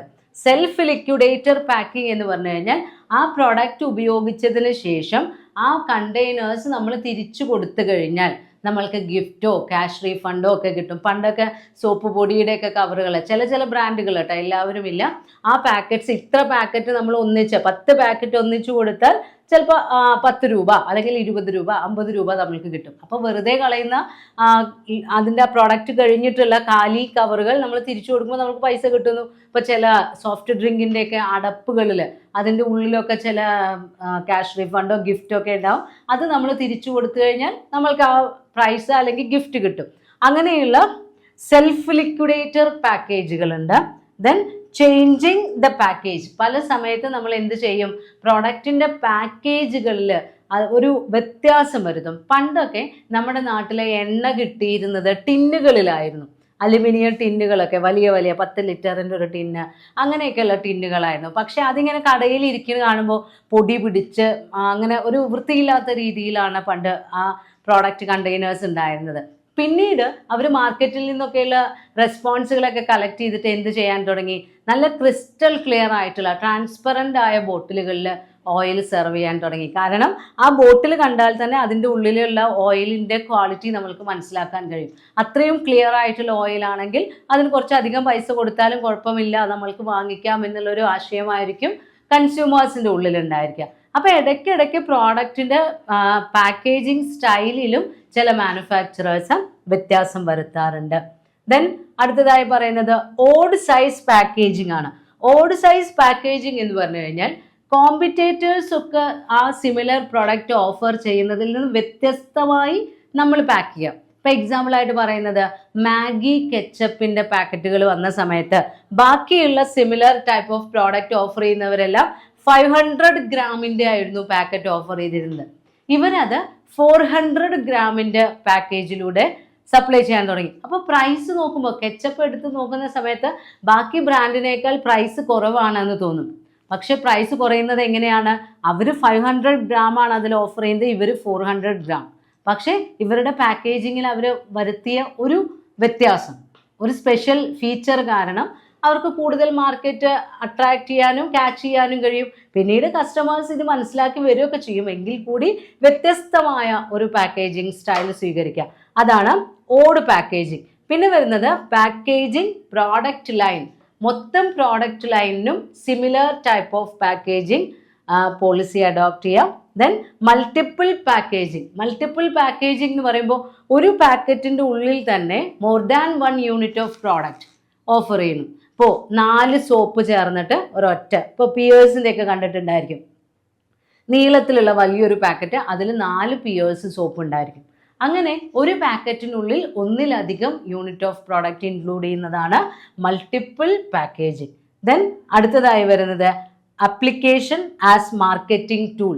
പാക്കേജിങ്ങിനെ നമ്മൾ വെറും ഒരു പ്രൊട്ടക്ഷൻ ടൂള് അല്ലെങ്കിൽ ഷെൽഫിൽ വെക്കാനുള്ള ഒരു കവറ് എന്നുള്ളതിൽ നിന്നെല്ലാം അപ്പുറത്തേക്ക് കൃത്യമായി നല്ല കൺസ്യൂമർ അപ്പീൽ കിട്ടുന്ന രീതിയിലുള്ള പ്രോഡക്റ്റ് പാക്കേജിങ് അഡോപ്റ്റ് ചെയ്യുന്നത് ഒരു മാർക്കറ്റിംഗ് ടെക്നിക്കായിട്ട് കൂടി നമ്മൾ എന്ത് ചെയ്യുന്നു, അപ്ലൈ ചെയ്യുന്നുണ്ട്. അപ്പോൾ ചില പ്രോഡക്റ്റുകൾ, ഇപ്പോൾ പ്രോസസ്ഡ് ഫുഡൊക്കെ കിട്ടുന്നത് 18 മാസം വരെ നമ്മുടെ ഷെൽഫിൽ സൂക്ഷിക്കാവുന്ന ഫ്രോസൺ ഫുഡ് ഐറ്റംസ് ഒക്കെ നമുക്ക് ലഭിക്കാറുണ്ട് പലതരത്തിൽ. ഇപ്പോൾ ഇതിൽ എക്സാമ്പിളായിട്ട് പറയുന്നുണ്ട്, Indian company Tasty Bite Eatables എന്ന് പറയുന്ന company frozen and pre cooked foods കൊടുക്കുന്നുണ്ട്. അതിന് എത്ര ഷെൽഫ് ലൈഫാണ് പറയുന്നത്? 18 മാസം. അപ്പം അങ്ങനെയുള്ള ക്വാളിറ്റി പാക്കേജിങ് ടൂൾസ് ഉപയോഗിച്ച് കഴിഞ്ഞാൽ നമ്മൾക്ക് ഒരു മാർക്കറ്റിംഗ് ടെക്നോളജി ആയി കൂടി ഈ പാക്കേജിങ്ങിനെ ഉപയോഗിക്കാം. ഇനി ഈ ചാപ്റ്ററിൽ നമുക്ക് നോക്കാനുള്ളത് ലീഗൽ ഡയമെൻഷൻസ് ആണ്. നമ്മൾ ഈ പ്രോഡക്റ്റ് പാക്ക് ചെയ്യുമ്പോൾ അല്ലെങ്കിൽ പാക്കറ്റിന് മുകളിൽ ലേബൽ ഒട്ടിക്കുമ്പോഴൊക്കെ എന്തൊക്കെ കാര്യങ്ങളാണ് ശ്രദ്ധിക്കേണ്ടത്, എന്തൊക്കെ നിയമവശങ്ങളാണ് നോക്കേണ്ടത്. ചില പ്രോഡക്റ്റുകൾ കൃത്യമായി കവർ ചെയ്ത് കൊടുത്തിട്ടില്ലെങ്കിൽ ആളുകളുടെ ആരോഗ്യത്തിന് ഹാനികരമാണ്. അപ്പം അതിന് ഇപ്പോൾ ഓരോ പ്ലാസ്റ്റിക്കിൻ്റെ കണ്ടെയ്നറിൻ്റെ ഇപ്പോൾ 3.3 അങ്ങനെയൊക്കെയുള്ള മൈക്രോ മില്യൺ എന്നൊക്കെ പറഞ്ഞിട്ടുള്ള ഓരോ യൂണിറ്റുകളൊക്കെ നമ്മുടെ നിയമം നിർദ്ദേശിക്കാറുണ്ട്. അത്രയും ആ മൈക്രോ യൂണിറ്റിന് കീഴിലുള്ളതേ ഉപയോഗിക്കാവൂ എന്ന് നിർബന്ധിക്കാറുണ്ട്. അതേപോലെ തന്നെ നമ്മൾ പ്രോഡക്റ്റിൻ്റെ പാക്കറ്റിൻ്റെ മുകളിൽ ലേബൽ ഒട്ടിക്കണം എന്നുള്ളത് നിർബന്ധമാണ്. ലേബൽ എന്ന് പറഞ്ഞു കഴിഞ്ഞാൽ അതിലൊരു റിട്ടൺ ആയിട്ടുള്ള പ്രിന്റഡ് ആയിട്ടുള്ള എല്ലാ ഡീറ്റെയിൽസ് ഓഫ് പ്രോഡക്റ്റും ഇൻക്ലൂഡ് ചെയ്യുന്ന ഒരു സ്റ്റിക്കറാണ് നമ്മൾ പാക്കറ്റിൻ്റെ പുറത്ത് ഒട്ടിക്കുന്നു അല്ലെങ്കിൽ കണ്ടെയ്നറിൻ്റെ പുറത്ത് ഒട്ടിക്കുന്നു. അതിൽ എന്തെല്ലാം ഉണ്ടായിരിക്കും? ആ പ്രോഡക്റ്റിനെ കുറിച്ചിട്ടുള്ള എല്ലാ ഡീറ്റെയിൽസ് ഉണ്ടാവും. അതിൽ നിയമം നിർബന്ധമായും പറയുന്ന ചില കാര്യങ്ങളുണ്ട്. എന്തെല്ലാം കണ്ടൻസ് ആണ് ലേബലിൽ ഉണ്ടാകേണ്ടത്, എന്തൊക്കെയാണ് വരുന്നത്?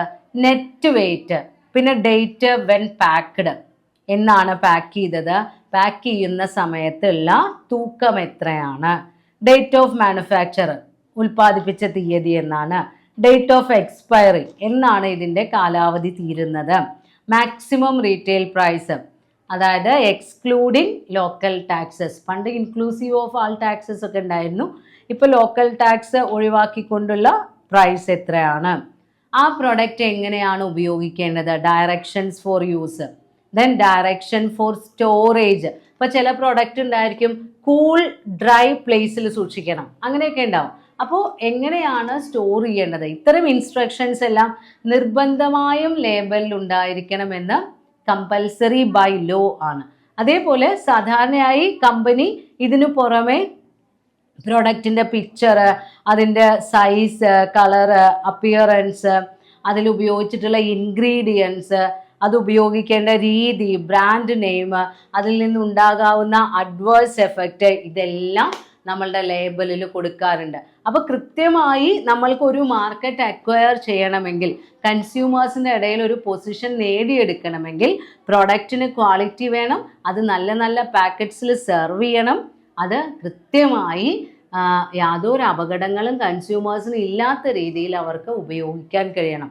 അതിനെക്കുറിച്ചിട്ട് എല്ലാ വിവരങ്ങളും നമ്മൾ ലേബലിലും പാക്കറ്റ്സിലുമെല്ലാം ഇൻക്ലൂഡ് ചെയ്തിരിക്കണം. അങ്ങനെ ഒരു പ്രോഡക്റ്റ് എന്നുള്ളൊരു ആശയം, ആ പ്രോഡക്റ്റ് എന്താണ് എന്നുള്ളതിൽ തുടങ്ങി അത് പാക്ക് ചെയ്ത് കൺസ്യൂമേഴ്സിൻ്റെ കയ്യിൽ എത്തിക്കുന്നത് വരെയുള്ള കാര്യങ്ങളാണ് ഈ രണ്ടാമത്തെ ബ്ലോക്കിൽ നമ്മൾ പഠിക്കുന്നത്.